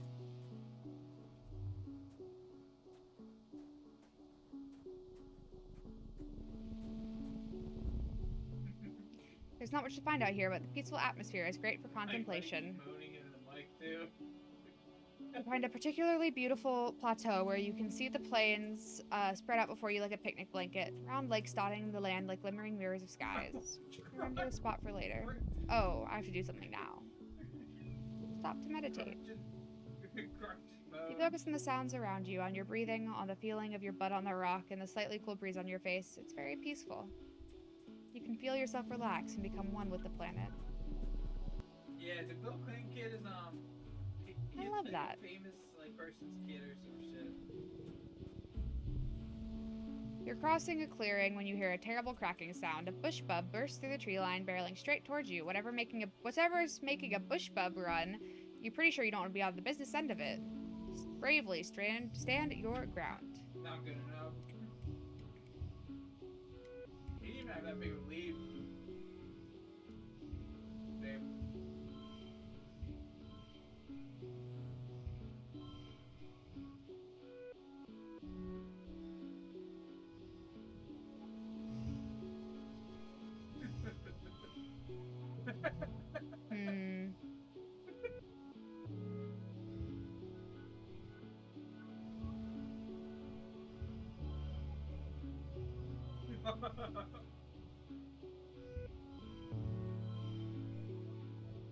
Maybe after I fucked up.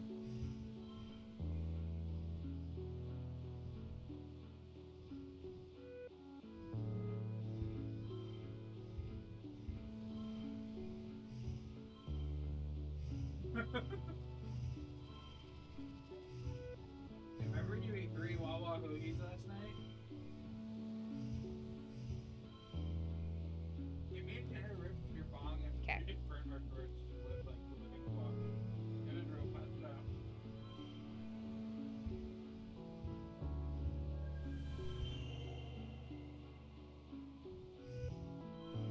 Tenner spewed bong all over the floor. That's probably the best way to do it, right? Win. Yep. Ah! Cool.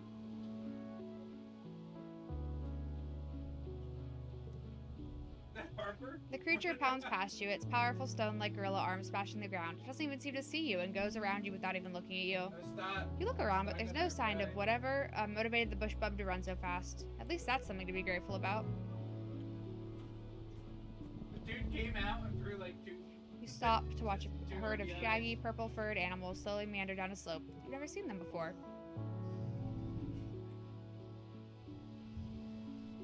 Yeah. You say points?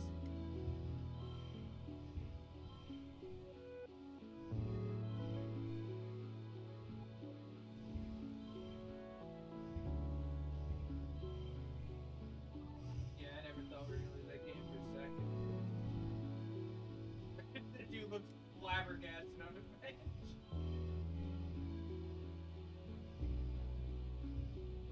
Damn, this might lose his mind. Jimbo! Ooh. Jimbo! What's she doing? Did he? Probably did.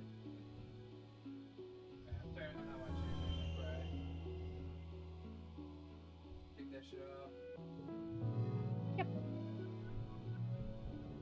Nice.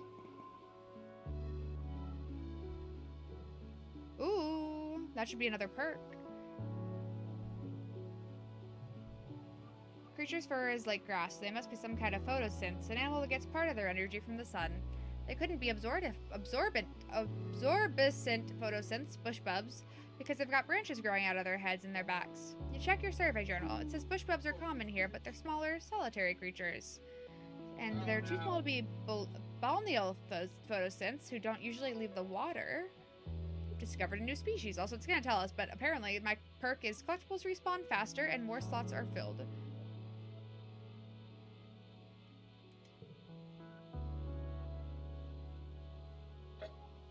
Upgrade pets cards via relaxing in the park. Oh, I should do that. Maybe, that would be cool. Decide to name them just in case. Name them something like...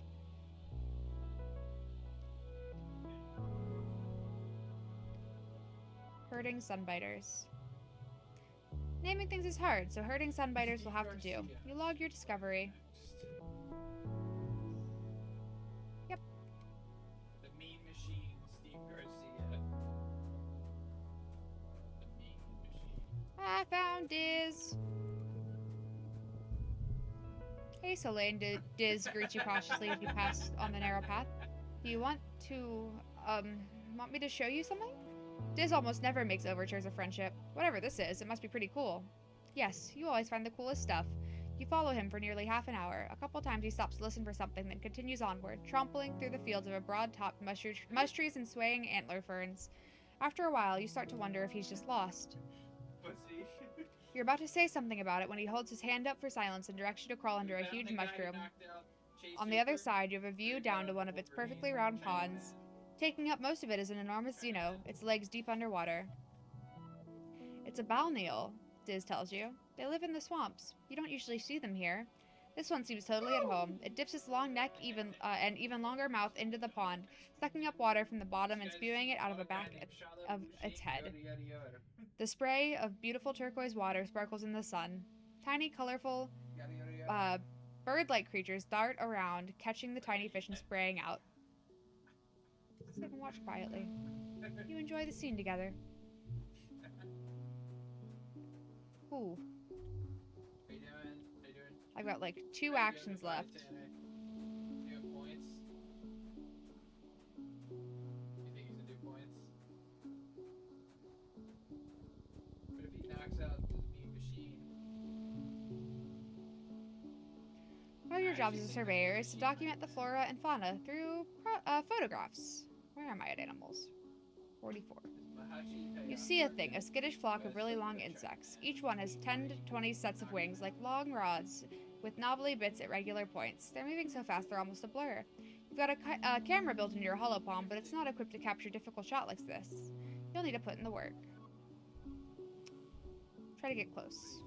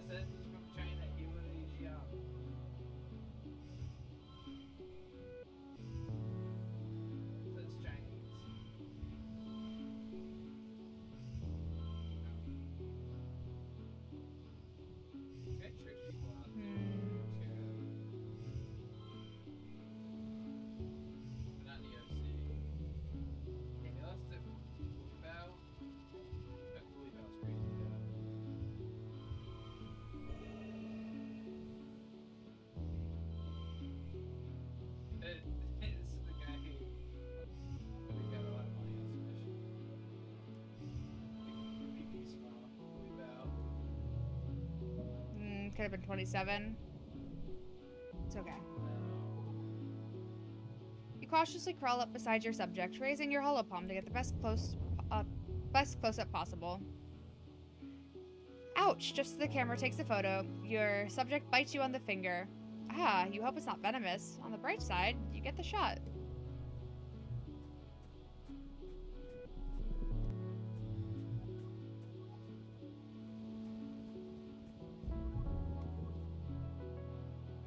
It's a cloudy day. You hear the crash of thunder from somewhere nearby. Loud. Sounds like it's getting closer. Suddenly, a massive, impossibly tall something punctures the low clouds and slams into the ground ahead of you. It's as tall as a skyscraper and a meter wide, covered in a chitinous bone like an insect. You think it might be a leg? Another crashes down, then another. The creature's body must be up in the clouds, so high you can't see anything but the legs. The first leg lifts again and moves towards you. You're still in shock. Your body simultaneously wants to screams at you and at you to stand still and run. Stay calm. You watch the clouds as the next leg breaks through. You dodge it. It slams down where you'd been with enough force to crush a boulder to dust. This creature is so unbelievably massive, you're like an ant to it. As it passes overhead, you marvel at how such a thing could even exist, and hope it never wanders any closer to your colony. You're too tired and worn out to continue. You have to go home now. You spent the month exploring. Nice.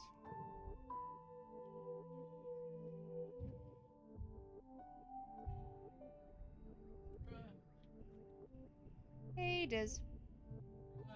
You find Diz sitting in the mouth of one of the wall's drainage sewers. In wet season, excess rainwater is diverted out here so it doesn't flood inside the walls.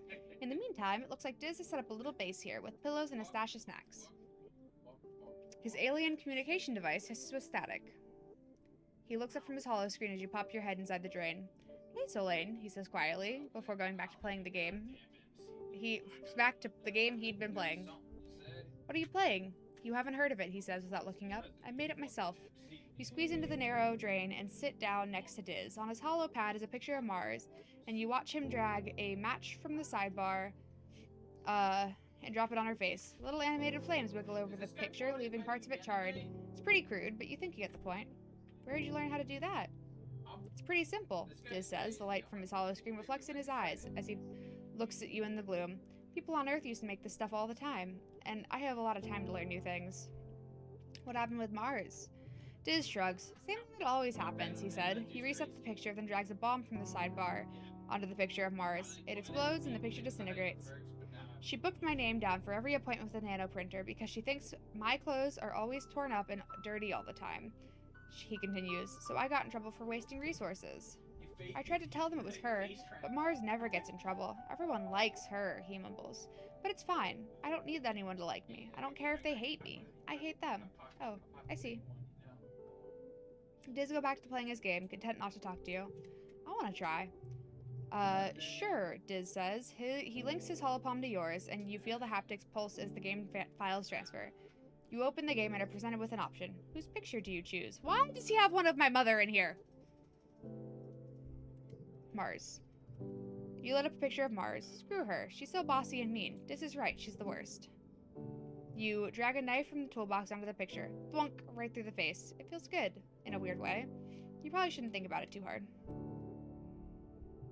You spend a few hours letting off steam with Diz, loading different pictures of your classmates and commiserating about life in the colony. After a while, he even starts to smile a bit. I don't really want to hurt anyone, Diz confides in you. Sometimes, it feels like I have so many angry thoughts inside my head that there's no room for anything else. He turns off his hollow palm and looks down at his hands. Even if it makes me feel kind of gross after, it's better than feeling numb.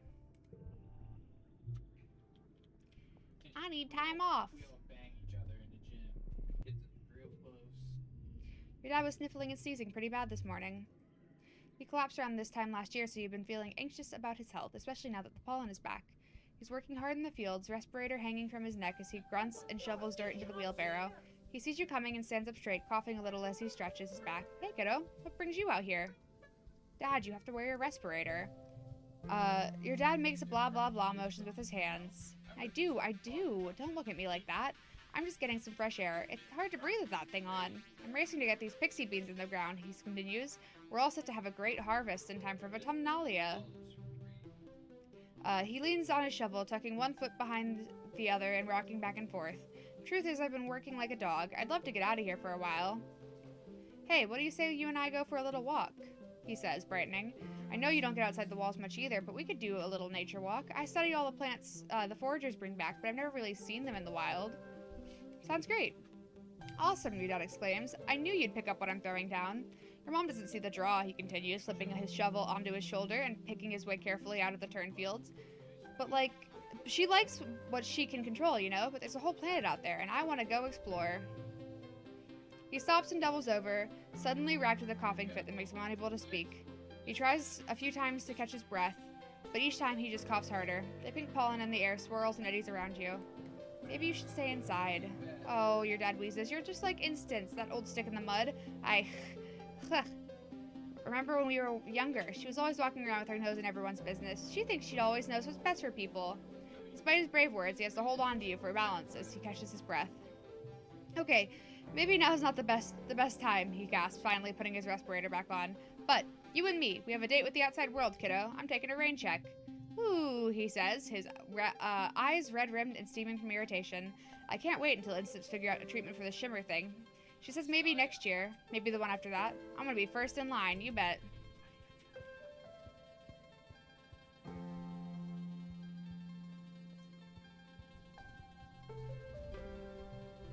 Here you go.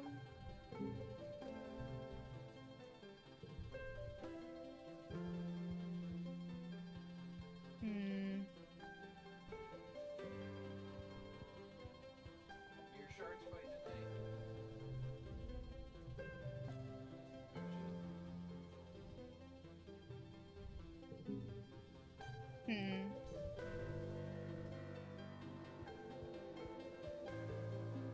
I need to rest.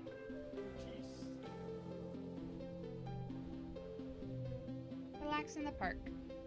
You and Cal walk through the park, a special place set aside for growing ornamental plants from Earth.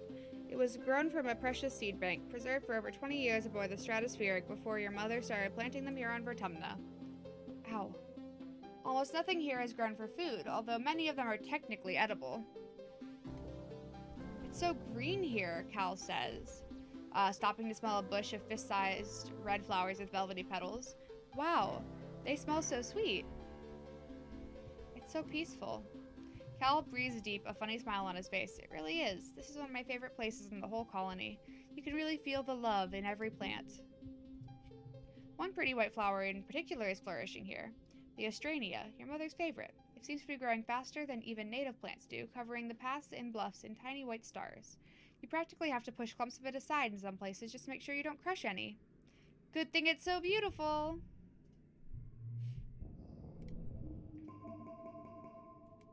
I want to forget that card.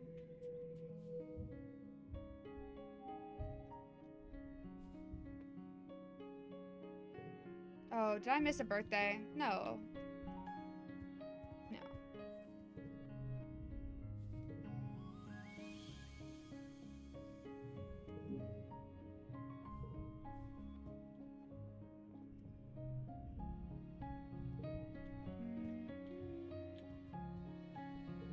No, I think he's gonna win Xander if I knock it out. Yeah. Nice. Oh. And furthermore, your attitude towards your elders in general is entirely disrespectful. You find Uticott delivering a scathing reprimand to Mars, who is doing her level best to look like she'd rather be anywhere else. You speak out of turn, you question the council's decision. If you disagree with an order, you simply do not do it. I could go on. Do you need me to go on? Mars scowls. No, she replies. Uticott clicks her tongue. I honestly thought better of you, Marzipan, she chastises. You have the sort of natural leadership I remember from when I was a girl, many years ago. Mars doesn't roll her eyes, but you get the sense it's a close call. You need to set a better example for the other children, Uticott continues. It's okay to have your own opinions, but you kids can't just do whatever you want. You have to follow the rules and respect your elders. I am setting a good example, Mars retorts, stomping her foot. Hello? The only reason we're here is because a bunch of people knew living on Earth was nonsense and decided to do something different. Udicott looks scandalized, but Mars just continues on. Maybe kids should have more authority. We're the ones with the new ideas that will take us into the future. Mars is right. See, Mars insists. Everyone agrees with me. You might be on Vertumnia, but your ancient old brain is still stuck back on Earth. She takes a deep breath and for a moment seems much older. Governor Udicott, we need higher walls and more aggressive farmland cleaning, and we need it now. Are we just going to stay on this planet, or will we sit around until the jungle swallows us back up? Udicott's mouth opens and closes a few times, and then she puts her hand to her forehead. Both of you get back to your duties, she sighs. Marzipan, we will talk about this later in private. Actually, okay. Go off, Mars.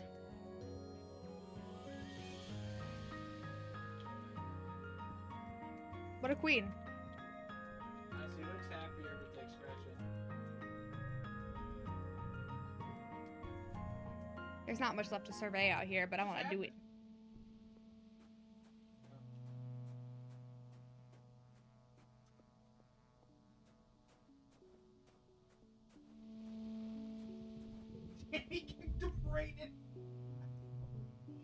Drifts of spark snow make this area hard to pass through. You keep sinking into it, and you have to work to get them free with every step. The only way forward here is through an especially deep area. Take a break and play in it. You make a snow buddy, or at least you try. The tiny blue crystals don't pack together very well, and the stuff quickly melts just from the heat of your body. The acidic snow gives you a hot, scratchy rash between your fingers. You probably should have worn gloves. You appraise your lumpy snow buddy. It looks a little sad. Maybe it just needs some accessories? With some twigs and grass and a weird kind of jelly you find seeping out of the ground, you give your snow buddy antlers and fur. Looks like a snow bush bub.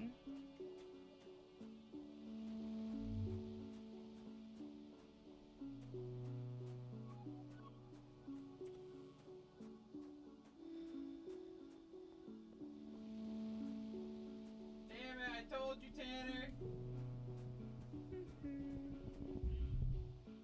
At the edge of one of the circular ponds, something sparkling catches your eye. Well, everything around here sparkles, but this thing really catches your eye. The water in the lake is a little deep and milky, though, and you can't see the bottom. It's completely still, almost too still, and so perfectly circular. You remember you've been warned about getting too close to these pools. Approach!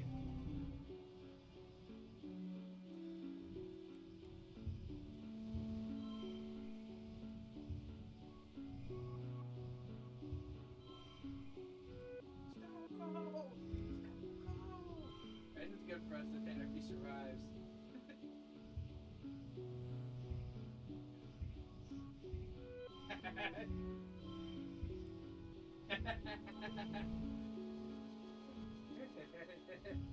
You got moves.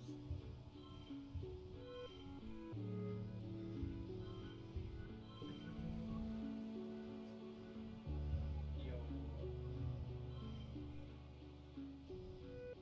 Both.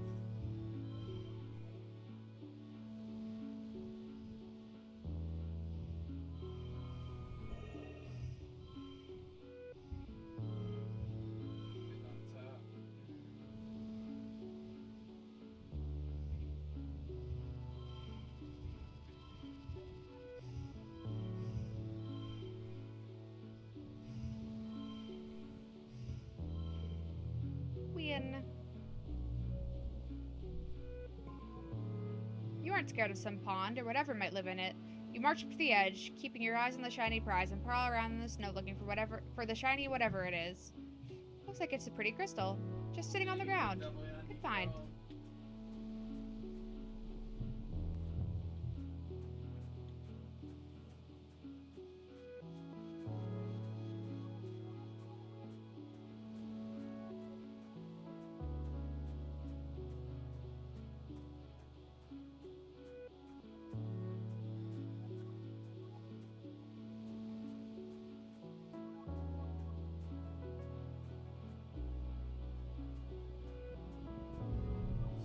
A series of small circular pools chain together to form an impassable body of water. You don't see an obvious route through, but the path does continue on the other side off in the distance. Look for a place to cross.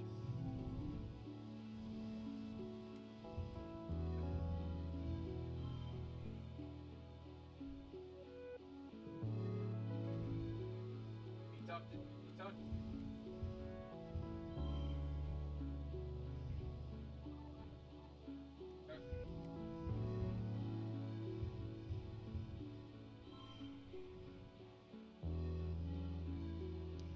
pretty good.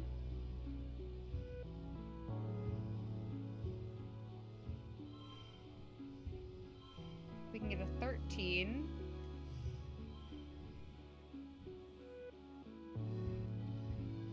Wait, I think this is the best I can do.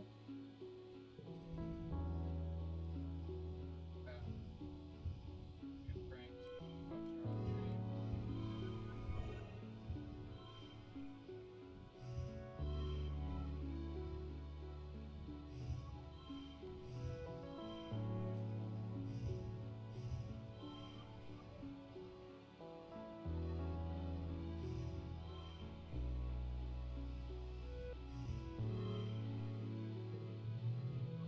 23.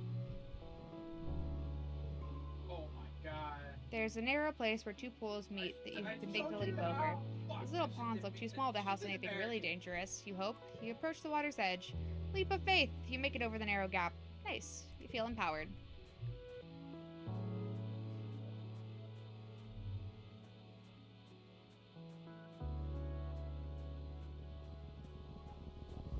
Hello. You hear Diz shouting from nearby to come quick and look at this. You meet up with Diz on a particularly clean part of the path. There's no twigs, pebbles, bits of grass, or the ubiquitous storb moth scales that litter this area. It almost looks like it's been swept clean. And there in the middle of a perfect circle, 3 meters wide, is what you could only describe as a shrine. A hollow waist-height structure made from twigs and packed spark snow forms the centerpiece, and around it are deliberately spaced piles of colorful fruit, flowers, glittering stones like an offering. Just take it out and wait. That was gross.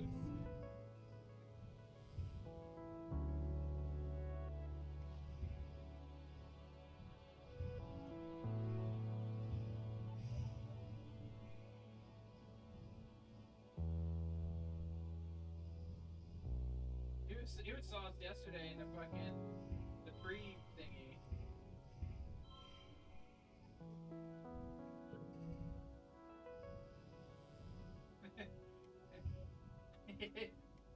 Yeah, he had a dog. No, seriously, he had a dog thing on.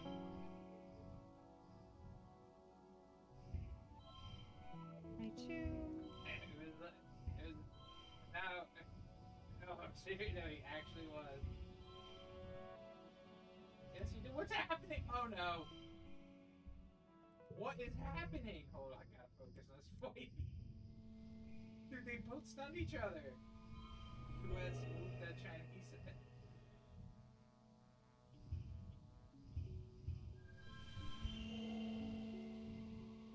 God damn it! I knew I should. Get it out in 21. Eh.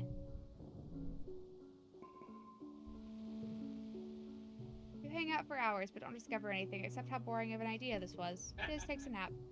You're almost falling asleep, but something shuffles up to the clearing. It's a bush bub. It crawls slowly along down the path. When it stops to pick up a popflower, it stops to pick up a stone. When it arrives at the shrine, it carefully places the flower in the pile of flowers and places the stone in the pile of stones. Then it picks up the stone and repositions it, just so. You wonder if this creature is somehow religious, or is it just trying to attract a mate with this little show of decor? There's so much you don't know about the animals that live here. The other guy's really good though. Ignacio Bahamas.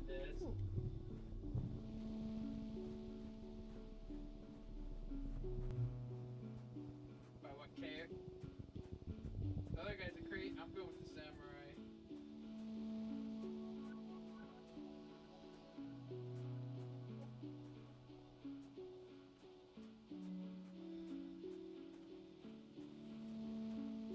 I think that's everything.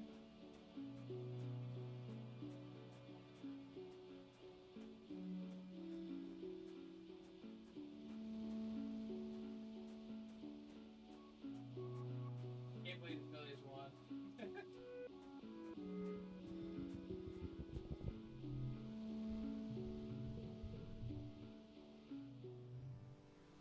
You're back. You spent the month exploring.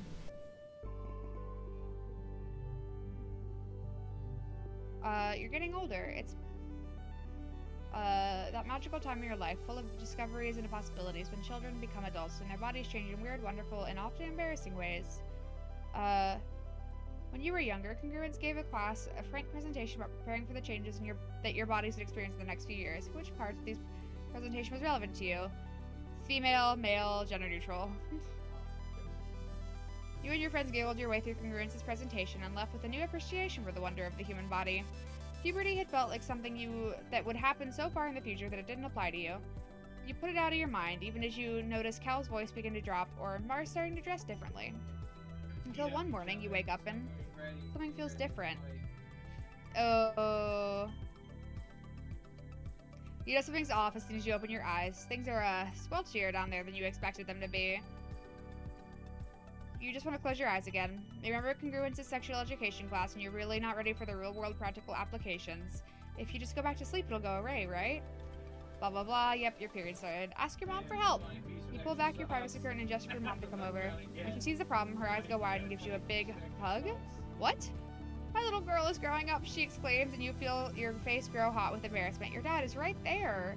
She puts her hands on your shoulders. I'm so happy for you, kiddo. I know you're probably grossed out, but getting your period is important. Sometimes we need a little bit of mess into our life to remind us that we're real, blah, blah, blah. Genuine mom speech. You can't think of anything worse. Thankfully, you can get a blocker to keep from having to go through this every month. Your mom hugs you again and keeps talking about how she's proud of you. It's super embarrassing. What is happening? You feel so on edge today. Like everything feels so unfair and tragic. Like you want to punch stuff, then cry about it. Like you want to be left alone, but also desperately want attention. Welcome to puberty, Solane. Yeah, he's totally...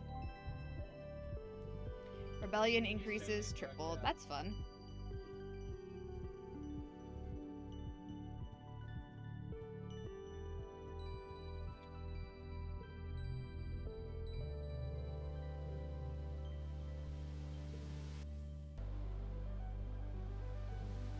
Hello?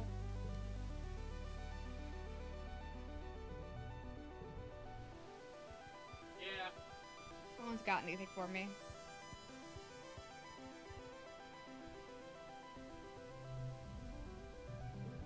I'm gonna go explore nearby. Utopia is working near the gates. There ain't a lot to see out there. A logging camp, a few fields, some nice lookouts. You've been out here before, but that's when you weren't supposed to, so you let her give you advice anyways. Keep your eyes peeled for useful things like that mushwood log there. She points to a light, sturdy piece of wood by the side of the road. Lumber carrier must have dropped it. It's fairly safe out there, but that doesn't mean it's totally safe, she cautions. Don't go too far, and if you see anything that scares you, run like heck and make a ton of noise.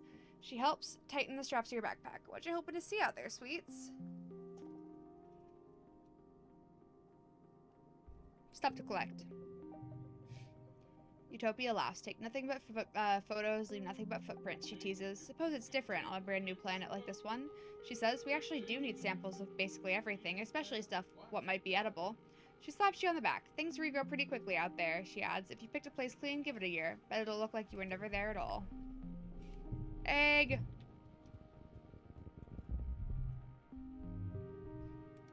Hike up it. Do not push the rock down the hill.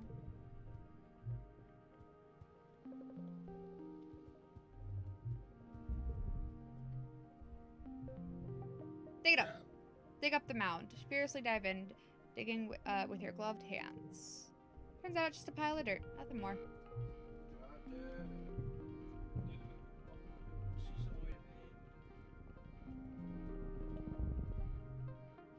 Some farmland is built outside the walls. Try to grow something.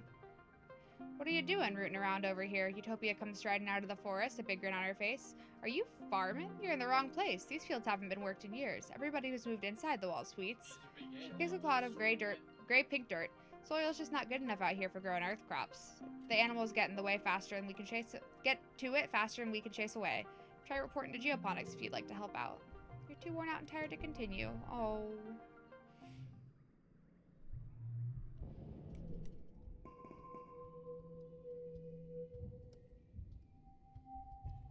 It's early dust.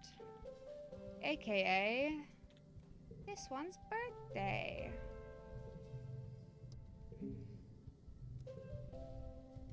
And when is Tangents? We don't know.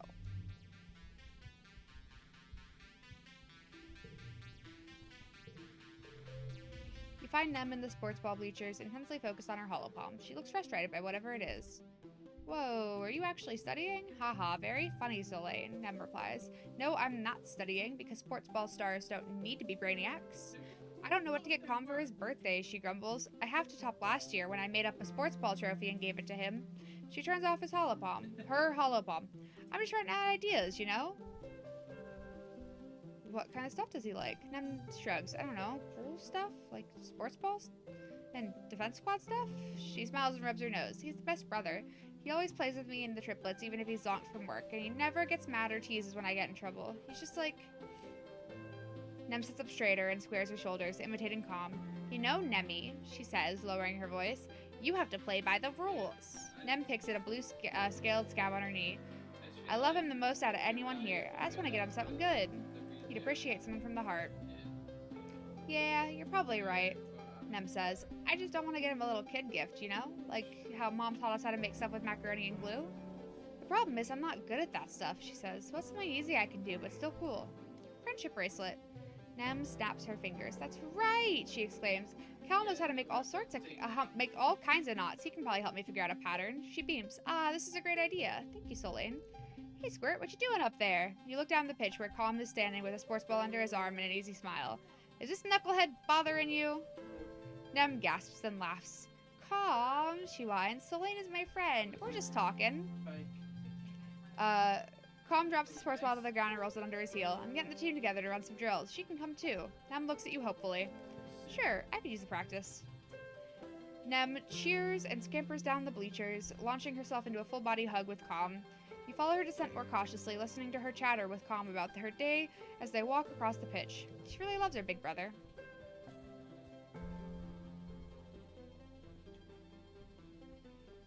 I have to relax.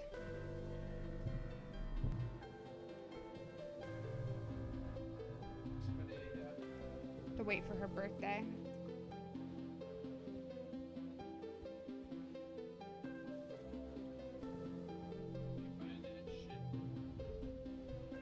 You've heard Security Chief Rhett is on the lookout for lookouts. That is, for kids to chill on top of the walls all afternoon and count Xenos. Sounds way better than going to class. He gives you a once-over. Eyes narrowed. Alright, he says. Look over there at the end of the field. What does that sign say? Read it out loud. You can read the sign easily. It says, if you can read this, your eyesight is 20/20. Huh. What a weird sign. What does that mean? Rhett nods in approval. Good. You pass. Come back next month and I'll put you on the roster.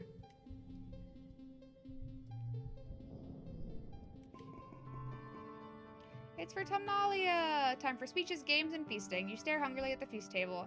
Sure, it's mostly soy rations, but it's still more food than you usually see at one time. This year, though, there's something new. Great big tureens of glowing beans. Weird. Try to seek some food before the speeches start, but Chief Engineer in instance catches you and smacks your hand away. Your mom gets really mad at her, and it causes a huge yelling match.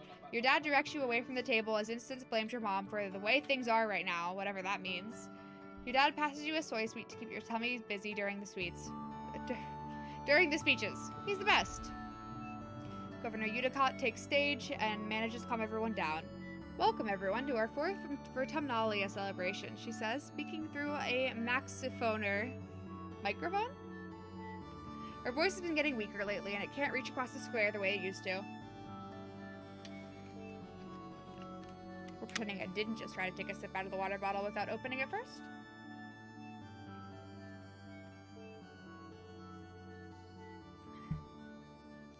I'm proud as always to stand before you as your governor and to celebrate another year of peace and prosperity on this beautiful planet. Udicott steps aside, wobbling a little as she walks, leaving Seek to complete the annual formalities. Your mom steps forward. This year's feast includes the new glow-in-the-dark food, pixie beans. This year's feast includes a new glow-in-the-dark food. Pixie beans are our first domesticated Vertumnan crop. The crowd applauds and your mom raises her hand. Credit goes to Geranium. He insists we dedicate a third of our fields to them, so you'll also have him to thank for your light show in your toilets tonight. A smattering of laughter ripples through the crowd. Your dad chuckles nervously. Your mom's smile fades. As you know, we lost our hydroponics and microbial soil during the wormhole accident, she says. These pixie beans will make up for the losses we faced with our earth crops. Udicott's weedy voice rattles to the maxiphoner.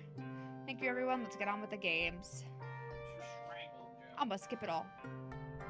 Rebellion for Tumnalia Games. Hell. Oh, what? Are you a kid? No, thank you. Finally, it's time for the feast. The pixie beans are a hit. Your parents keep touting their many benefits. They grow well here. They're super nutritious, taste great, they're really versatile, and the kids love their bright multicolored glow. Your rumbling stomach has made you grouchy. Your parents won't let you eat until they finally stop bragging about their dumb beans. You consider the possibility. Pixie bean soup, pixie bean salad, pixie bean chili, even pixie bean aquafaba dessert. Everything glows in the evening twilight. You sullenly shove your pixie bean everything around on your plate. You don't even want to eat them anymore. Stupid beans, stupid feast, stupid games, stupid everyone. Ah! Every time someone turns to talk to you, especially about how great these beans are and how great your parents are for growing them, you get more irritated. They're just beans. It's like they love these beans more than they love you. You're probably just hungry. I'll just eat. You want to rebel against the stupid beans, but the truth is you're too hungry to resist. You count backwards from 10 to calm yourself down so you don't blow up at your mom. Why is she smiling all the time? Ugh. You settle on glowering at her over your plate of glowing beans. She notices, but just purses her lips and turns away from you to talk to somebody else. Rude. You shovel food into your mouth, trying not to look as if you're enjoying it. Okay, it is as delicious as everyone said, and you start to feel more human the more you eat. Right? Yeah, food. Food is great. You do feel better after you eat something. Everyone's in high spirits after dinner, breaking off into little groups to talk or make music as the sky darkens for the shortest night of the year. You feel your mood improve by the minute as friends pull you into a fun rhythmic clapping game. As your irritation fades, you wonder if this is what congruence meant when she warned you that your hormones would make you feel out of control sometimes. When you get back to your quarters and get ready for bed, your dad gives you a big hug. It's exactly what you needed. Cute. Yeah, I gave you your birthday gift. I don't think her birthday is going to be in dust. Nope. Tangent seems in deep conversation with one of the other scientists. He seems to be consoling her, though Tangent's face betrays no emotion as he claps her on the shoulder and reassures her that he's doing really well for someone so young, and that everyone compromised some of their samples when they were first learning. He leaves and Tangent sighs as she goes to put her head in her hands, stopping short when she realizes she's still wearing gloves. She peels them off and digs her fingers into her eyes. You okay, Tangent? I'm fine, Tangent replies immediately. I compromised an experiment I was working on because the vent was still open when I was spraying the workstation down with sanitizer. She sniffs. It's so gross here, she says. I probably did that fungus a favor. Tangent takes a bottle of sanitizer out from her workbench and cleans while she speaks. There are pollen spores everywhere, she whines. And he comes over here and tells me it'll be okay, Tange, like it's his job to console and patronize me. I hate being patronized, too. 14. You both sigh in unison. I hate being young, she says bitterly. Why don't they understand that we have higher expectations for ourselves than they do? I need to learn from my own failures. What I don't need, she continues icily, is someone to pat me on the head and tell me that it's okay, and all the adults will make it better. I messed up, she says. Just let me fix it. Don't make a big deal about it like I'm a child with a boo-boo. You tell him.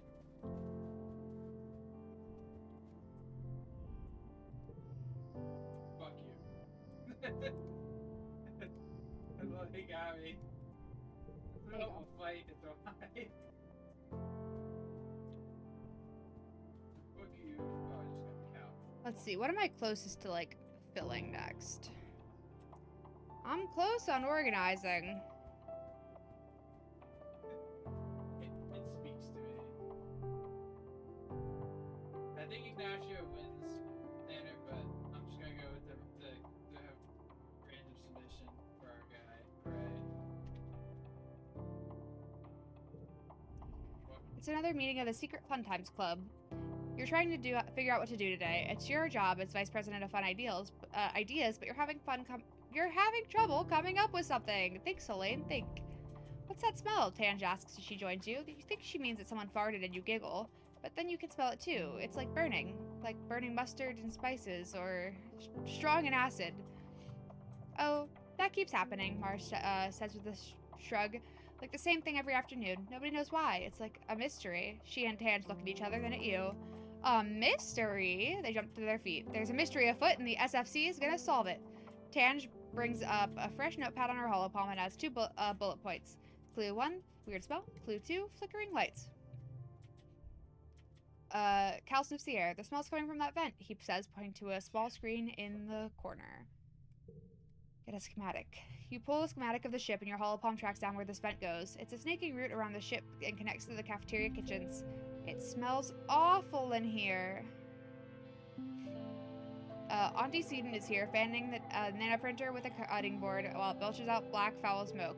Oh gosh, kid, she says, don't come any closer. This darn nanoprinter's on the fritz again. Everything that comes out is awfully burned, and I don't want you to breathe in the smoke. Every gosh darn day, she mutters under her breath. You look up. The lights are flickering here, too. There, did you see it? You take a closer look at them. There's some kind of black dust near them. That's weird. Little clumps of it are stuck to the wall and ceiling, all around the outlet in the back of the nanoprinter. You climb on the counter, much to the Auntie Seaton's annoyance. When you put your hands near the black dust, your holopalm makes your hands tingle, like it's vibrating slightly. Tangent climbs up with you and tries it too. Electromagnetism, she confirms. The ferromagnetic materials in our holopalms are reacting to the presence of magnets, or an electrical current. I think it's in this dust. She makes a note. Electromagnetic dust. Auntie Seaton shoos you out of the kitchen. Out! Out! Go play somewhere else, my darlings. We've got supper to prepare. You follow the clump of black dust through the lounge, down a long hallway to the children's creche. It's quiet here. Instinctively, you all walk softly and stop talking. You slow as you approach the playroom. The creche playroom is empty and dimly lit, except for the holoprojector in the corner showing a purple teddy bear. The one that electrocuted your friend Tammy. It keeps flickering on and off. Enter the room. As you step in, all the lights of the room suddenly turn on. 2 musical toys start playing at once, and a toy robot begins spinning in circles, whirring. Mars shrieks. Tangent rushes forward, grabs a glass from an art table, and slams it upside down on the counter. I caught it, she yells. What's that? You gather around to see. Also, Nem is so cute. Under the glass are what looks like 4 round metal things like ball bearings. As you watch, one of them starts to roll. There's only 3 in here, thank you. It advances to the edge of the glass and rolls around in a ring inside. It stops. Then a long pair of silver antennae emerge from the top of the ball. They click together, producing a bright spark of electricity. You all jump back. The other 3 balls gradually wake up and begin snapping at their own antennae. I think we've solved our mystery, Tan says with a growing smile. Sure enough, you find more magnetic black dust and something else. Tiny bite marks in the electric cord leading to the holoprojector. They must have been feeding off its electricity, Tange explains. They store it like a battery used for self-defense, and this dust must be their excrement. Fascinating. You report these findings to Dr. Instance. She discovers these pests have, in fact, been siphoning off the electric current from your ship since it landed and are responsible for some of the dangerous power surges. Oof. One such surge must have been the one that killed your friend Tammy. From a quick look around the room, everyone knows it. Nem rubs Cal's back as he stares at the ground. Instance sends you all some kudos and thanks.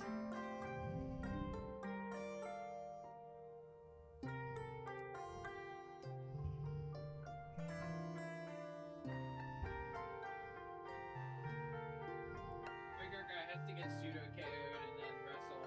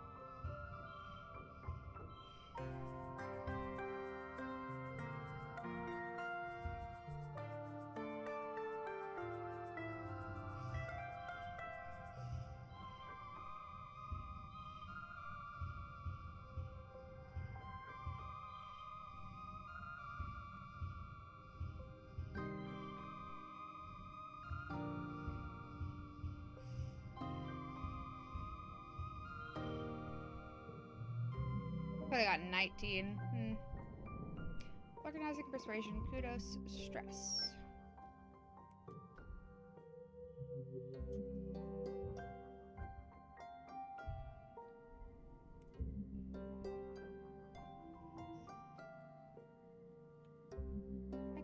reserved slot.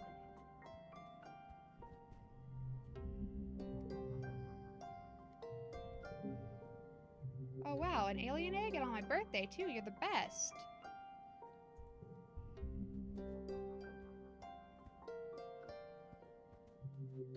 Oh, like how much you fucking players, bro. Pretty high perception. Nasty.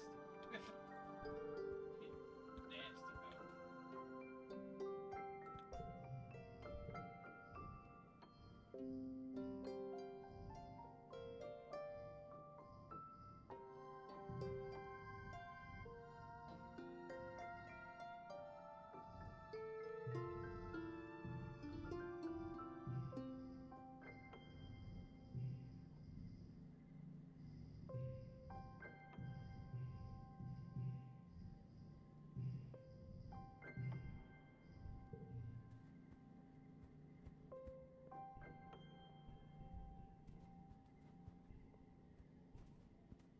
What do I want to do?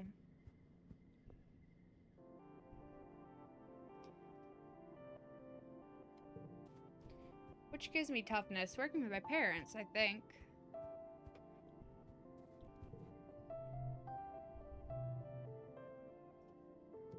Shovel dirt. Hey, Squirt, your mom calls out to you. Don't you think it's time you started thinking about what you're gonna do when you're older?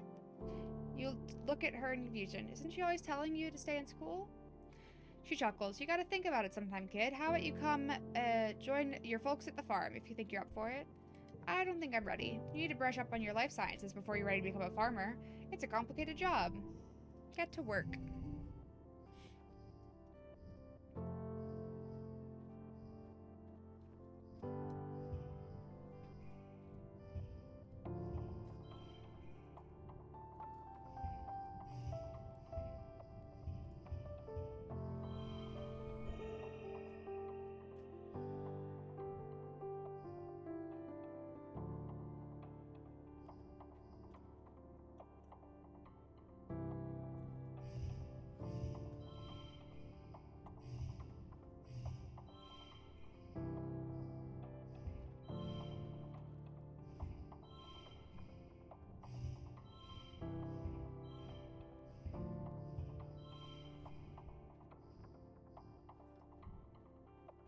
Win.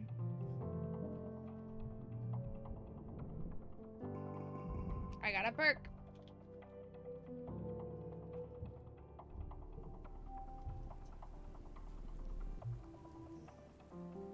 I forgot one of their birthdays. No, I gave him his thing. So it's wet, which means it's Mars's birthday. Here. Ha! Well, I've had better birthday gifts this year, but I admit this crystal is pretty fabulous. I'll add it to my collection. His life hasn't been long yet, huh?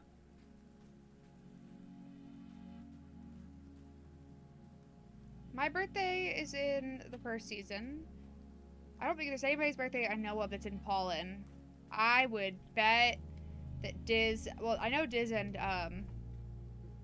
Tange have the same birthday, so it's probably both of them are around the same time. I need creativity. How the fuck do I get creativity?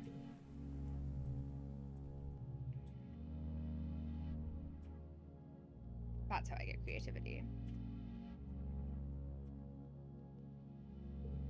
I see. You're running late for humanities class. When you arrive, everyone is gathered in the beanbags around the room's big hollow projector. Ship's computer congruence is displayed on it. She's giving a lesson today, reading an old book of Earth poetry.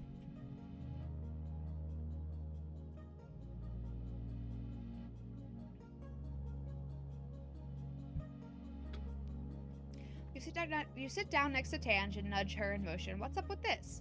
Tange frowns at you. Where have you been? I haven't taken a class since... How old was I? I'm 13 now? 11? 11 years old. I have been out of school for a little bit.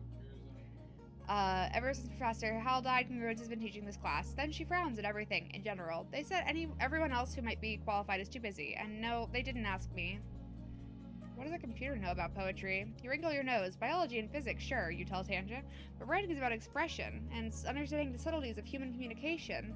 Suddenly congruent, his monitor swings over to you and recites, "Oh, have you all the beauty youth ever known that you're so vain? Less pride might serve, if even it were true, and you might gain, by humbler show of graces that you possess, the haughty bearing makes the charm the less."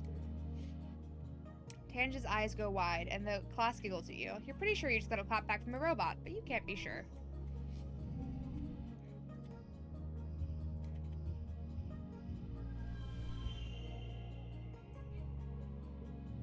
I know that's the best one. There's no other way.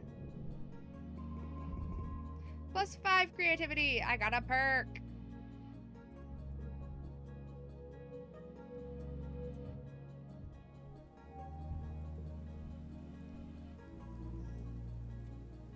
I can shop for clothes.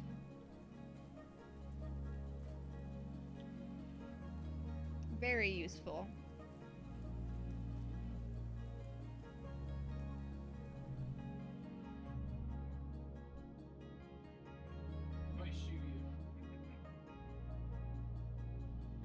I'm gonna go out to the fields.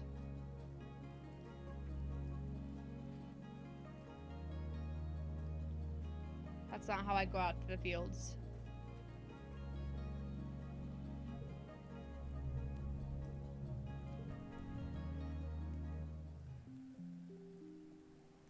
Here we go.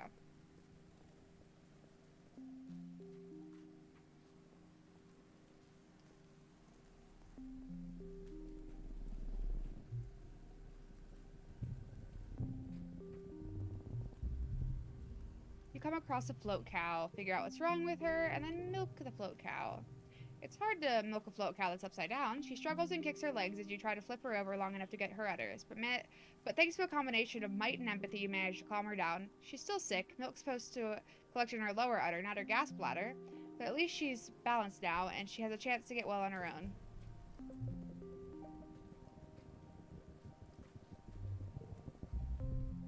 Geoponics. Up closer. They ask you if you want to help. Sure, I'm tough.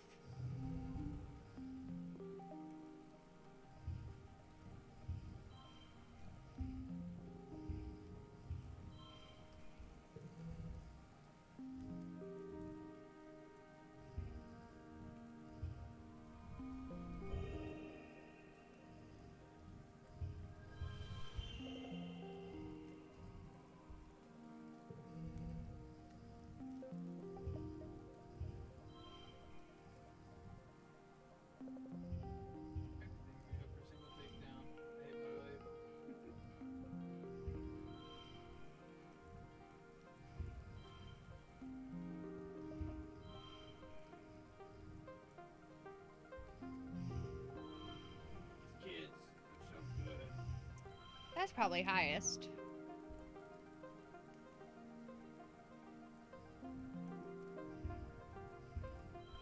Win. What? That's some bullshit. I disagree. You feel invigorated and you learn a little bit more about farming. As you come to a bend in the path, some movement catches your eye. Find another way.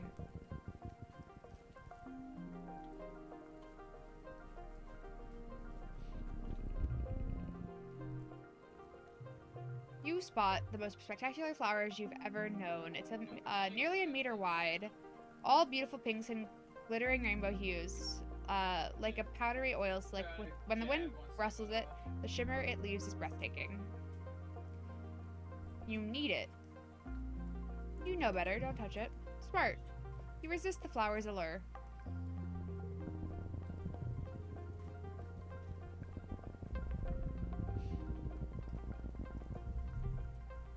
You stop for lunch. Practice spitting seeds.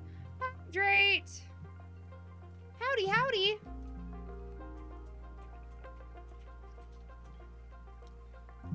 And pat, pat, pat. Thank you very much for the hydrate and head pats. Hi, how are ya?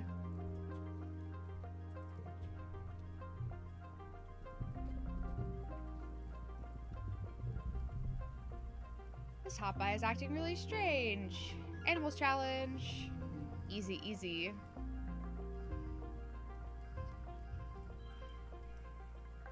I'm doing very well, thank you. Having fun.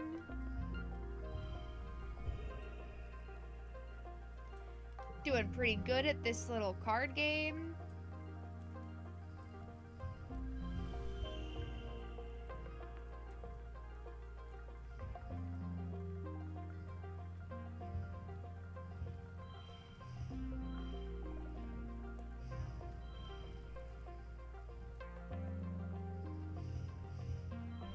Bam.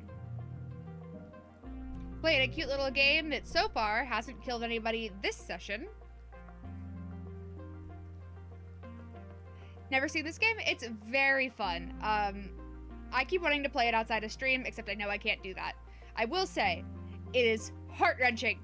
They've killed 3 characters so far in my game, and it made me want to save scum, but I'm streaming it as a first impressions to this game, so I can't. It is really cute though. There's a lot going on. I know! They killed my best friend, and we're like, this is totally fine.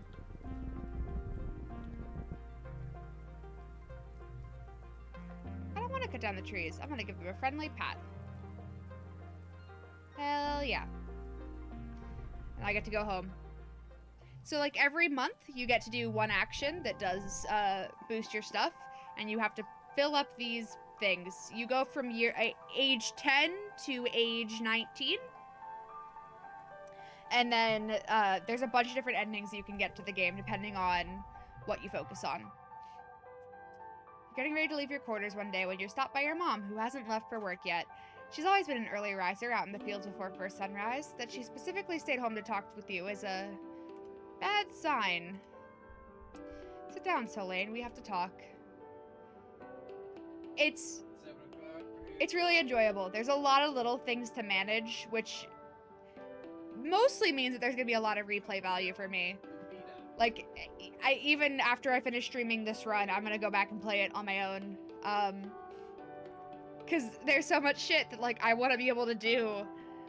I would like to do a run where I actually focus on the smarts aspects instead of just the tough and social. Okay. You sit down across from your mother. She stares down at you, just looking right into your soul like she's counting up every bad thing you've ever done. I don't think you appreciate how much I know about you, she says, finally.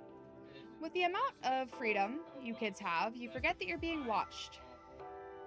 Yeah, I also love the art style. It is beautiful. All of the characters. This is my mother. Hold on. I'll show you. This is my mother. She's a badass lady with a robot leg. This is my dad. Goofy. This is one of my friends. This is one of my other friends. Technically, I guess this is my best friend. Even though I don't know anything about him.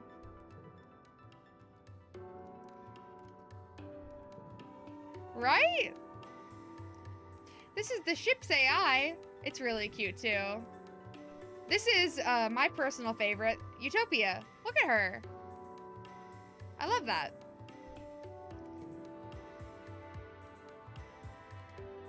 All of them are just very pretty.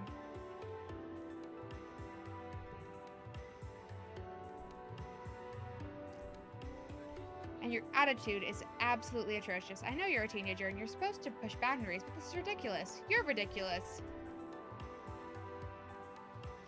No, you're ridiculous. She bangs her fist on the table for emphasis. This isn't some hollow vid high school drama, Solane. This is real life. This is life or death. Don't you get what I'm saying? People are gonna die if we don't work hard enough. And I understand, she is correct. There is an ending where you end up wiping out like your entire colony, I'm pretty sure. Or there's also an ending that you do the opposite and wipe out all the native life on the planet, which is really fucked up. Bet you would. I know about those two specifically because I was at PAX East and I got to play the demo and talk to some of the people that work for the developer. And we talked And they were like, yeah, so there's a couple of bad ends, but realistically, like, you get the ending you get. She shouts, standing up from her seat. She scrubs her face and sits back down with a thud. You have to learn how to fit in. You're a part of a larger community, an ecosystem. You're supposed to be learning that, but you're running out of time. Soon you'll be an adult. People will need to rely on you. I'm sorry, Mom. Ew. Get that out of here. Your mom nods, her face tight. Gosh, that's reassuring, lol. You right? Ugh. I'm just trying to give you the best start in life, she says. When I was just a little older than you are now, I was fighting a war against the people of the earth. First they ignored us, then they mocked us, then they attacked us. She pats her prosthetic leg. And then we won. Also, we could give you the chance to grow up here. I don't want you to waste it. Your mom reaches out and pats your hand patronizingly. I remember being your age, full of anger, ready to fight anyone who told me what to do. I wish someone had told me that I deserved better. I wish... She shakes her head. You can do better than this, Solane, she says solemnly. You just need to apply yourself and listen to your elders. This colony needs you to be a part of it. It's why you were born. For a literal rebel fighter, your mom has a strange relationship to authority. You think she'd understand what it would mean to want freedom above all else. She's such a hypocrite. You're sick of people telling you what to do. They think they know what's best for you. They don't know what it's like to grow up on an alien planet. They don't know what it's like to have all these weird thoughts and dreams. Also, my character is like weirdly prophetic. It's an experience for sure.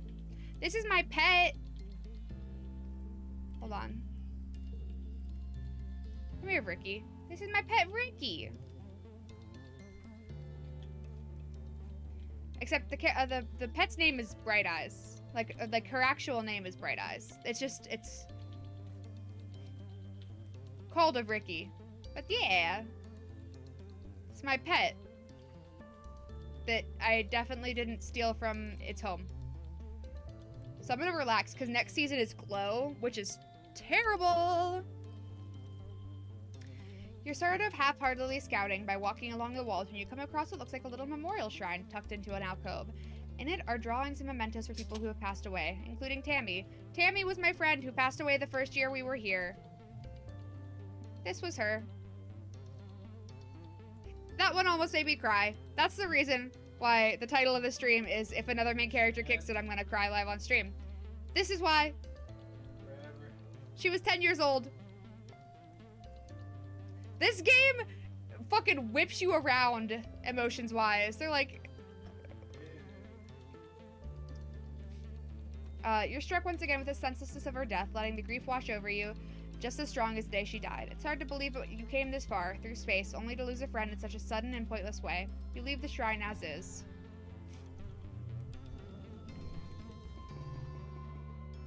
It's been a long month of being cooped up indoors while it poured rain and everything got too muddy and gross to play outside.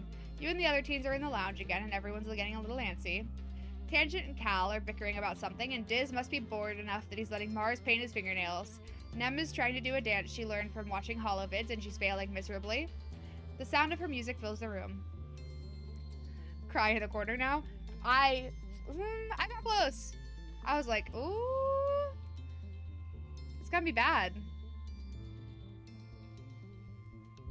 Oh.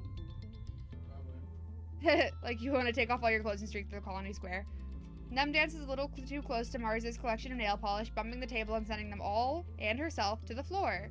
Hey, watch it, Diz snaps. Dance your stupid dance somewhere else. It's not stupid, Nem sniffles from the floor. You don't have to be so mean to me. Boo-hoo, Mars teases. What are you gonna do, dance about it? Ugh, you're all so childish. Who even cares? Hey, everyone just shut up, Cal exclaims from across the room. Honestly, you all fight all the time. You stay inside when it's nice and dry, and you don't appreciate how hard everyone else is working. It's just whine, whine, whine. You're not better just because you work outside, Tange joins in. You're not special, Cal. If I wanted to, I could work outside. She opens her holopalm and flies her fingers over the screen. There, see? Next month, I'll be working in geoponics. How do you like that? Then you can nag me about my soft hands all you want. Judicott pokes her head in from the command corridor. Children, keep it down. We can hear you all the way from the bridge. Everyone goes quiet for a second, then explodes into arguing again. Judicott throws her hands in the air and retreats down the hallway. Time to go wild. Somehow the rambunctious group tumbles into your quarters. Thankfully, your parents are out. Everyone keeps fighting, and it's starting to get physical. Mars and Nem get into a shoving match, then Cal and Diz join in too. Tangent yells from the sideline, cheering when Mars knocks them right on her butt. Ouchie! Nem whines, still sniffling. Okay, fine. I'm sorry for knocking over your stupid nail polish. Mars tosses her hair over her shoulder. Apology accepted. You can pick them up while you're down there. She flounces onto your bed. Ugh, now I'm bored. I can't believe I'm bored of bossing people around. Wait, Diz says, jumping up. We should play spin the bottle. Everyone looks around in surprise that Diz suggested it, but you can tell they're all kind of into the idea. Your tummy flips over in a way that's not uncomfortable. A kissing game? These two, by the way, are twins. Tangent and Diz, the two on the ends, left and right.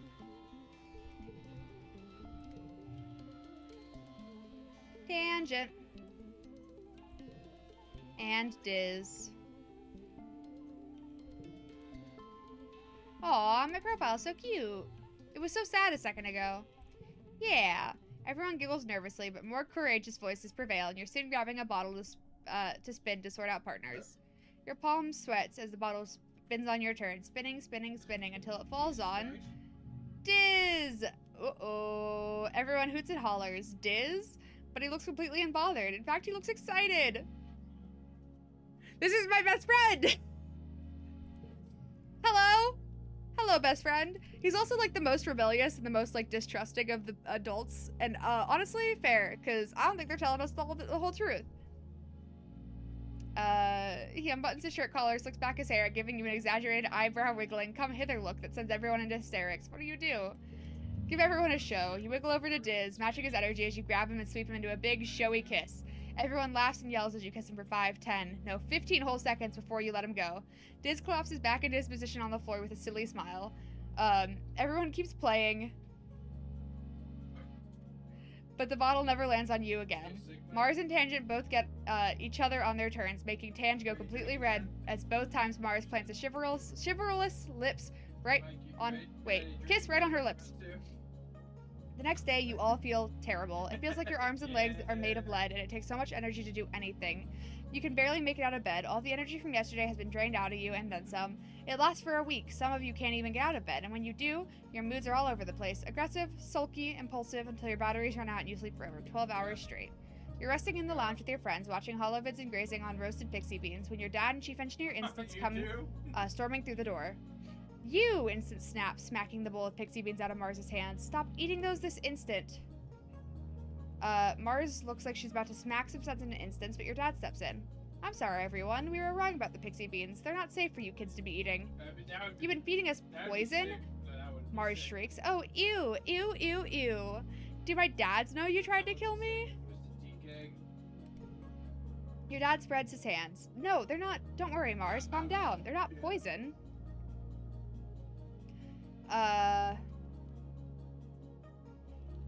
There's just a chemical in them that hyperbonds to estrogen and testosterone, your big teenage growing hormones, and the brain likes binding to that new macromolecule a lot more than the regular kind.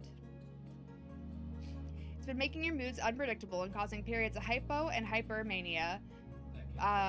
When Mars stares at him blankly, he laughs awkwardly. Translation, he says. It's been making you kids act silly and feel sick. I'm sorry. Instant frowns. If it's doing this to kids, it's not long until it builds up enough to affect the rest of us too. Until further notice, no one is to eat a single pixie bean. Your dad looks distraught. Lulu was right, he says, collapsing into a nearby chair. She didn't trust these things, but shit, she's gonna be pissed that we don't have another successful food source. You look at him in shock. You hardly ever see him swear. It must be worse than you think. Your dad sits in silence for a long time. Here comes the glow! Someone left Bailey outside for an unknown amount of time, and she came inside and started sprinting around the house like Mom 10. 21? Here you go. You didn't forget me! Oh, this egg looks tasty.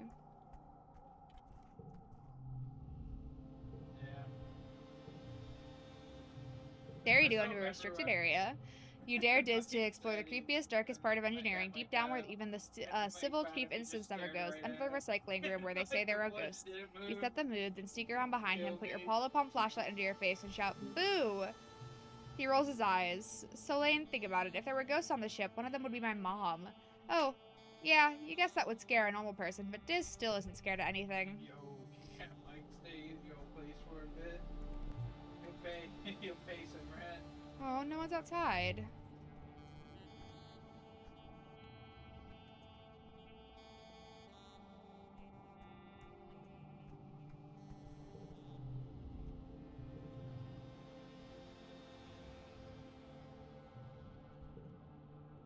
Sick.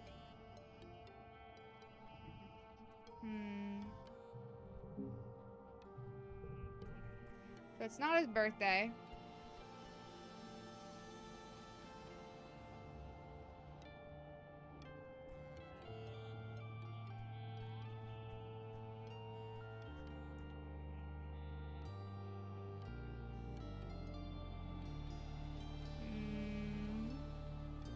That never happened. Stop. I don't think we'll be able to get enough persuasion.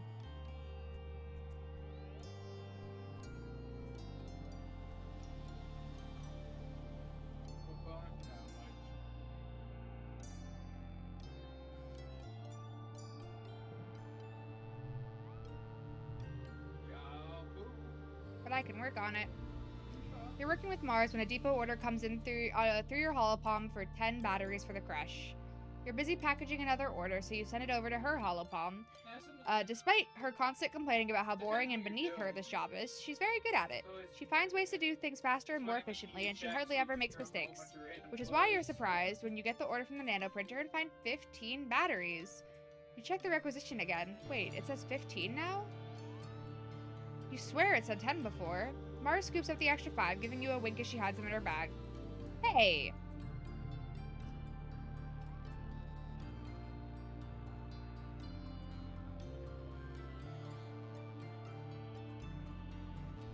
Oh, don't be a buzzkill, Solane, she says, rolling her eyes. Even Seek skims a little off the top. Why else would they keep such tight control over the nanoprinter? What are you gonna do? Tell Unicott? She adds, and if you do, Seek will be on my side, because they'll know I'll sell them out too. It'll be your word against both of ours. Besides, it's not even fun for me, she continues. It's for the Secret Fun Times Club, which is a secret, so it's not like I can send an actual requisition to this stuff. I'm gonna steal for myself. You resolve to try out Mars's trick on the next order that looks interesting. When a requisition comes in for an emoji proji, you change the quantity to 2. Sweet, you've always wanted one of these. It projects your emotions into little holograms around your head like a manga character. Sweat drops, popping veins, fires, and little hearts. It's fully programmable. When you first try it out, furtively in the back room, it projects blue anxiety lines onto your forehead. It turns out doing a petty crime is pretty anxiety-inducing.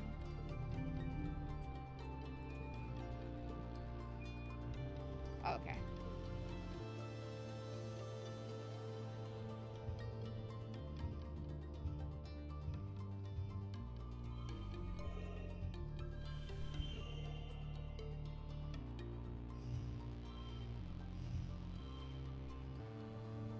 Did you hear what Everett says when you ask him about it, Mike? Did you hear what Everett says when you ask him about it? Yeah. He's like, it's fucking terrifying. Another year, another glow. Everyone's pretty sure there's going to be an attack this year, so the colony is on high alert. You're collecting glowflies in the geoponics garden with Cal and Nem when the sirens begin to wail. You all stop what you're doing and look at each other nervously. Your parents run off to help defend the farms, telling you to get inside the greenhouse. Nem declares she's going to the walls to watch the soldiers fight. She knows a good spot. I'm going to help defend the gates. You scramble down from the walls and are immediately faced with a seething wall of Hopeyes. You kind of thought there were only a handful of these usually peaceful creatures in the previous years, but there's swarms of them now.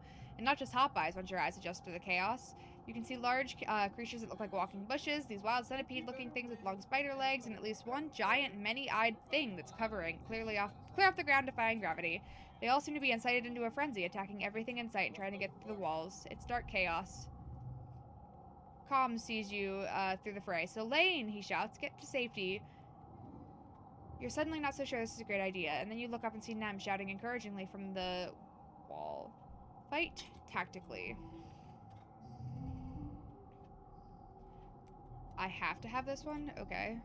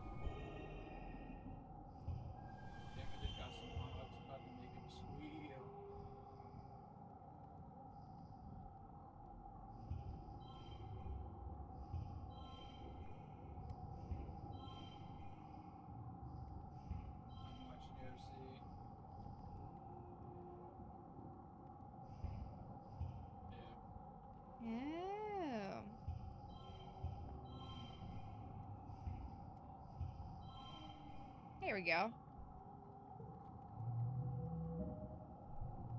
+3 combat. You're not even trying to win, there's too many of them, and you're unarmed. But even your vulnerability can become a weapon. You use your knowledge of the buildings around the gate to bait anything that slips past the defenders into circling back so they can be picked off by people with actual weapons. Now maxes your air support, calling out what certain shortcuts are blocked by the creatures so you always have an escape route.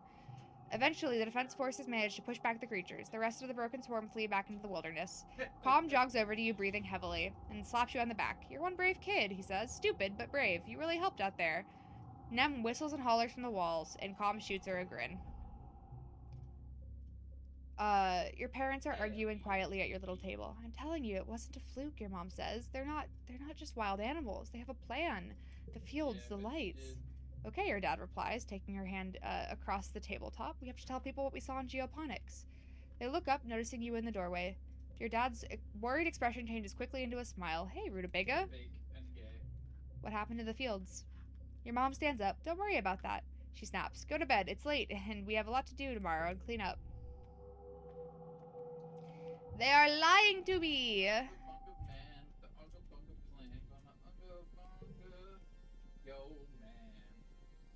Diz has a new portrait. Everyone has a new portrait. Hold on. This is more important. Oh my god. Alright. There, Loopy has a win. That's adorable. Yeah, something's gonna happen. Hello, Cal. Oh, his hair got longer. Other chick has lost the corner. Tangent shaved her. She has a buzz cut. Jessica I, it was awful. Diz has a little hoodie now. Oh my god. Look at how cute. Look at his hair. Girl.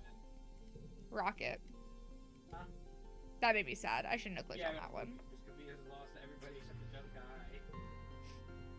Hello. What do you think of my hair? Mars asks, fiddling with the ends of one of the twists. I see you eyeing it. I'm growing it out. It's so boring here. I am literally watching my hair grow. Here you go. Mars is watching a vid from Earth on her holopalm. She gestures you over and you sync your holopalm with hers. The audio tracks come through your hear speak. Mars knows every word. Beside you, she recites the dialogue perfectly along with the actors. Since the day we met, I devoted my life to finding you. I searched every train station, every coffee shop, every museum and park for you, she says. My every waking thought was only of you. Her voice goes higher. And I dreamed of you, she says. Every night, my heart called to yours in the dark.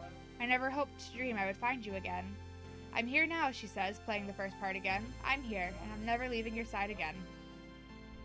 Mars drags her hands down her face as the couple in this vid kiss passionately. Ugh, she exclaims. I've seen this vid 100 times, and the end always makes me want to yard. They met each other on a train once and spent forever looking for each other. Like, move on, you know? It's not like living here where there's only like 100 people to pick from. You're in a huge city. Go find anyone else. Why do you keep watching it? Mars sighs, exasperated. I've already seen everything else worth watching. Before you can protest, she puts a hand up. Okay, fine. I do like the city parts. Like, isn't it post-real to imagine cities so big you could get lost in them? So many people that you could meet someone and then never see them again in your life? Mars waves away the vid screen. Sometimes I think I should have been born on Earth, not on this dumb spaceship. She mock punches the hull of the ship behind her. All those cities and people, and the stuff you could do, watching new vids, going to concerts. The only culture here is grown in a lab. Mars sighs dreamily. And the shopping, they have so much stuff on Earth. Anything you could make, not just the rubbish our old nanoprinters can make.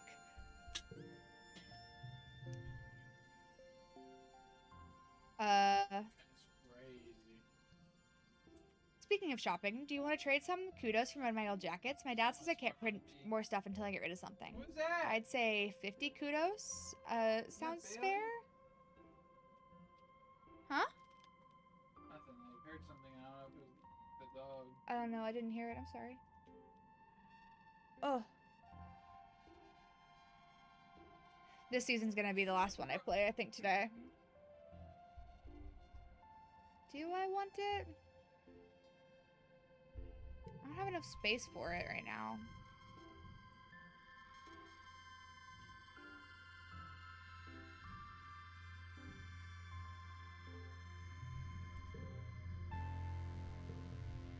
Yeah, sure, why not?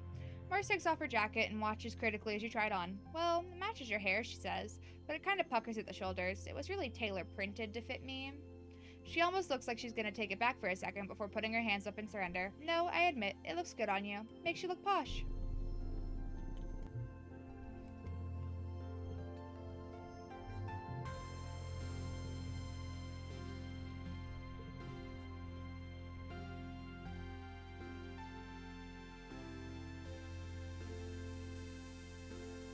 I'm close on persuasion. What's up, Cal? Hiya, Solane. What's going on? Oh, nothing. Just thinking about, well, I guess it's not like you can get me in trouble now, so yeah. I used to have a pet. She was like a little pink caterpillar. I called her Socks. She lived up in a trunk in the storage barn. Nobody knew. He scrubs the back of his arm over his face, but she didn't stay little forever. Eventually she got like real big and I couldn't figure out what to feed her, so she ran away. Cal sighs and looks wistfully up at the sky. I just hope she's okay, doing okay wherever she is. You catch Diz on a ridge overlooking the wilderness, bobbing his head along to something playing through his hearspeak. He doesn't notice you walk up. He jumps when you tap him on the shoulder, scrambles to turn off his holopalm. Don't sneak up on me like that, he grumbles, then flops backwards on the grass to look up at you. Man, I was just getting to the good part of the song. What are you listening to? Do we think I lost her now because Diz looks away. Just some old music from Earth. You probably wouldn't like it. Try me. You sit down beside Diz and extend your hand to link your holopalms. Diz stares at you for a few seconds before pressing his palm to yours, and music floods your brain through your hearspeak. Dude, this is like the softest shit. You're not gonna like it. Diz takes his hand back and weaves his fingers together, timid. I wasn't expecting lyrics. Oh my god, that's an actual song. Is this an actual song, or is this a song made for the game? I'm looking it up.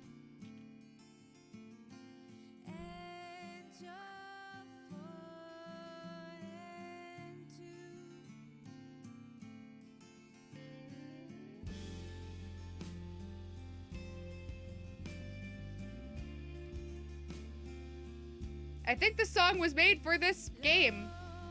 Goddamn. I listen to a lot of Earth music, he says. Do you like it? I love this band. Diz cracks a small smile, relieved. Good, he says. It's my favorite right now. I always listen to the same album on repeat. It's comfort music. I really like her voice. He stares into his lap. Sometimes I feel the lyrics are about me, he admits. They're just so deep. Like my soul really gets this kind of music. But don't tell anyone, man, okay? It just makes me feel better, thinking that someone knows my pain, even if it's just a dead Earth woman. Sounds deep, man. Diz nods and closes his eyes. Yeah, he replies. I have a lot of time to think, not like everyone else here. His nails are painted black.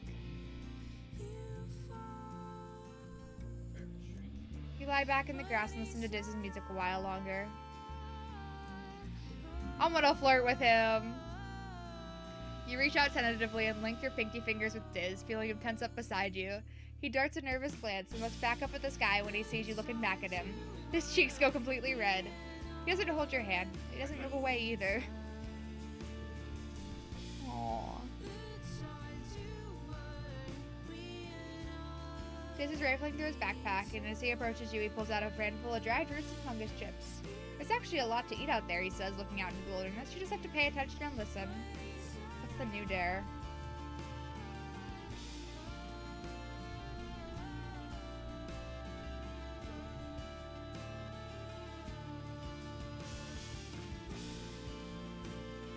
Hey.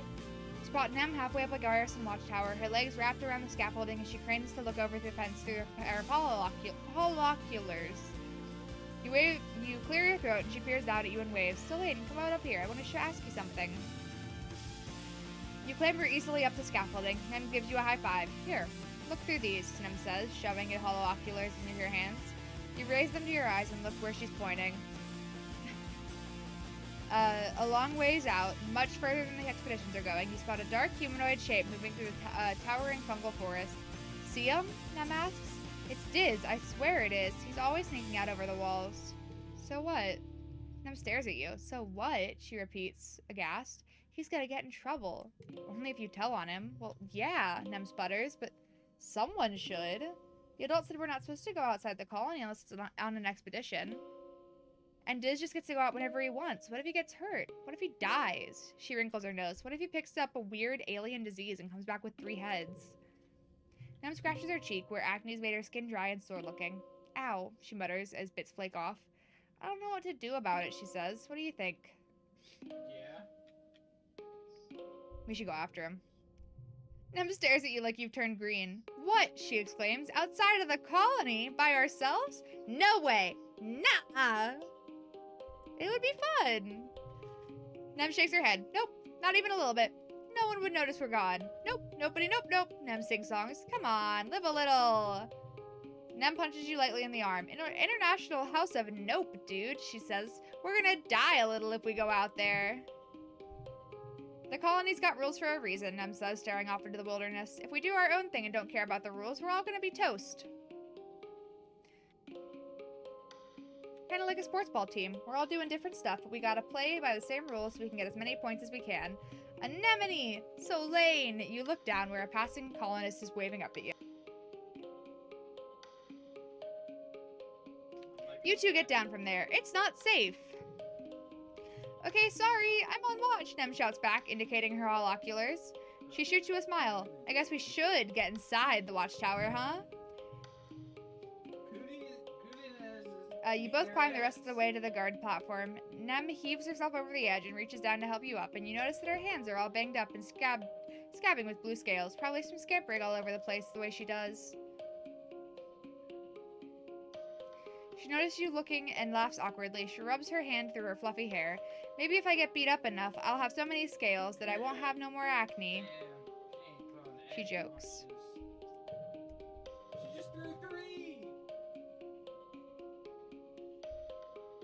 I'm not talking about Cabello yet. Cabello sucks.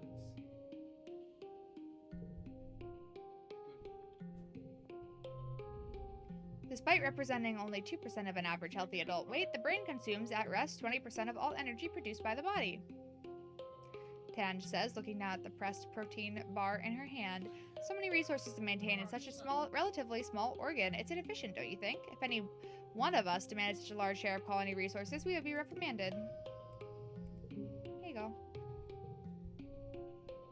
What's my friendship with, Tanj? 34.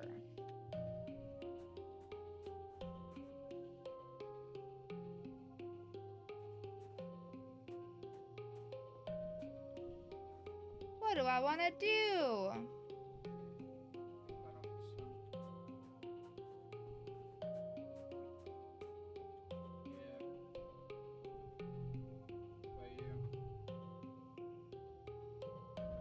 You attend a secret Fun Times Club meeting. Mars brings the meeting to order.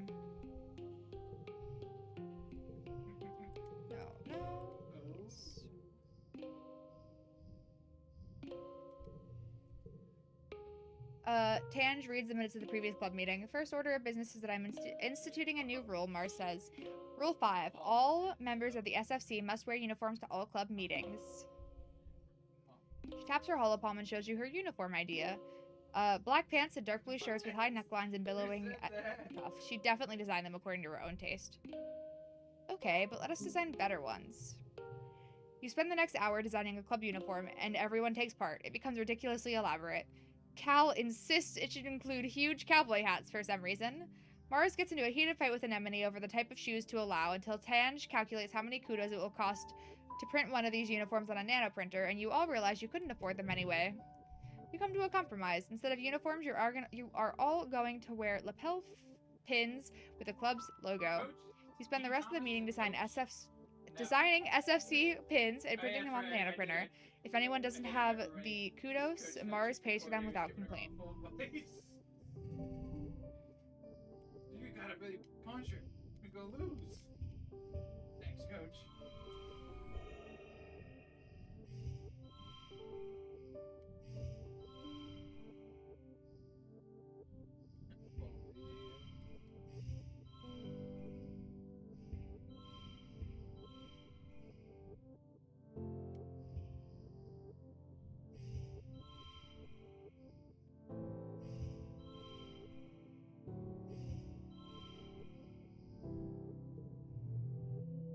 gotten 31. Eh.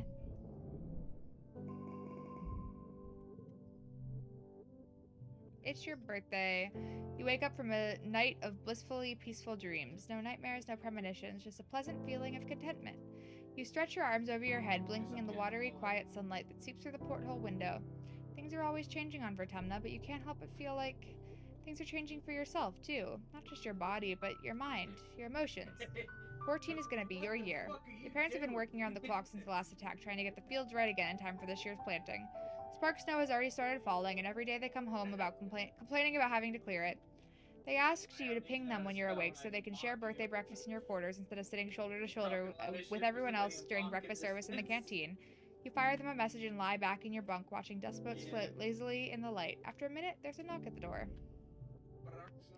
It's Auntie Sedent. She sweeps into your room in a bustle of skirts and shawls and sits down beside you on your bunk. Oh, look at you, she says. Happy birthday, beautiful. 14 years old. She leans in and gives you a motherly kiss on the forehead. It's been years since she took care of you in the children's creche, but all the kids still call her auntie and think of her as a close relative. Her sweet baking bread smell is as comforting as it ever was. You need a spell to do that. Oh. She sits back and takes one of your hands in both of hers. Solane, ever since I held you in my arms as a baby, I knew you were special. So important. You're becoming a young woman, but I want you to know I will always be here for you, just like your mom and dad. Okay, enough of that mushy stuff. She laughs and releases your hand. Well then, Miss Maturity, how about you call me Aunt Anne from now on, like the other adults do? Now come on in here, Aunt Anne says, spreading her arms wide. Come give us a great big hug. You only got so many of those. You hug her, enveloping yourself in the warm and familiar softness of her. Over your shoulder, you see Nem standing in the doorway. Well, her hair anyway. She's been growing it out, and there's no hiding it behind a corner. She skips into your quarters. Happy birthday, bud, she says, bouncing on your bunk. Way to get older. Enjoy being 2 years older than me for a few months. Thanks. Yeah, but I could bring my It's a good thing you're both here, Anne says, now that you've been menstruating for about a year. You're both eligible for the cessation implant. Among other things, it will prevent the bleeding and the pain and the emotional roller coaster of your monthly cycle. Bleh. Mom, Nem hollers. Gross. Do you have to tell everybody about my cycle? I just don't want to get pregnant, okay? Anne laughs. Well, yes, that is among the other things part, but I don't expect you to be needing that part for a few years, right? Nem looks disgusted by the prospect, or maybe just her mom talking about it.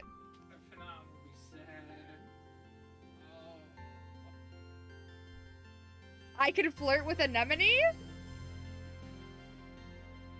I've been flirting with Diz pretty hard. I don't know if I should flirt with Anemone. I guess she is my backup choice, though. Maybe one day the two of us could. Nem flushes the same color as her hair. Oh, null off, she mutters, scratching her neck. Don't be weird in front of my mom, Solane. Nem does look different, in a good way. More grown up. You tell her that her hair is pretty and she rolls her eyes. I just forgot to cut it, okay? She says, avoiding your gaze. Your parents finally arrive, still damp from the fields, and bring in the smell of crisp, tangy snow on their clothes.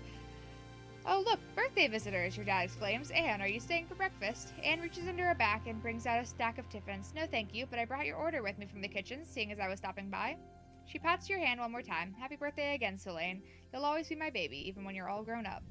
Your mom shakes her head as Anne and Nem leave. Oh, Anne, sentimental to the core. Hold on, I noticed something. Does she have a hearing aid? I hate when they cry and hug each other. I don't think anyone else has something like that besides Tangents, but Tangents is definitely different. I don't know what you're telling me to do, bro. To me, that looks like almost like a cochlear. Hell yeah, look at this profile picture. Oh my god, wait. Look at this. Let's go. She starts laying out the cutlery for breakfast, but I don't know how the colony would manage without her in the children's creche, she says and points a fork at you. Family is more important than the people that birthed you, Solane, and don't you forget that. Like, if you kill a lord. It's my mom telling me that the family I make is more important than her. Weird. Alright. Man, what crazy things there are in this world to explore and shit. Wild.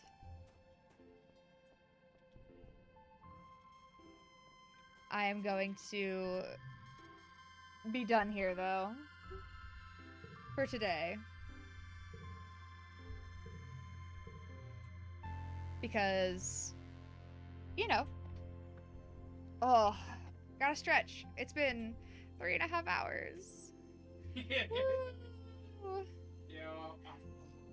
I will have to figure out what I'm going to be playing next week, but it's probably going to be Fable. And then if I have time on the weekend, I'll definitely be picking this up again. I was just going to play it as a one-off, and I've actually been really enjoying it a lot, so you know what? It's sticking around for a little bit. You know? Maybe it'll even replace Overwatch on Fridays, and Overwatch will become like a weekend stream whenever I have time. I don't know. I'll figure it out. Archers.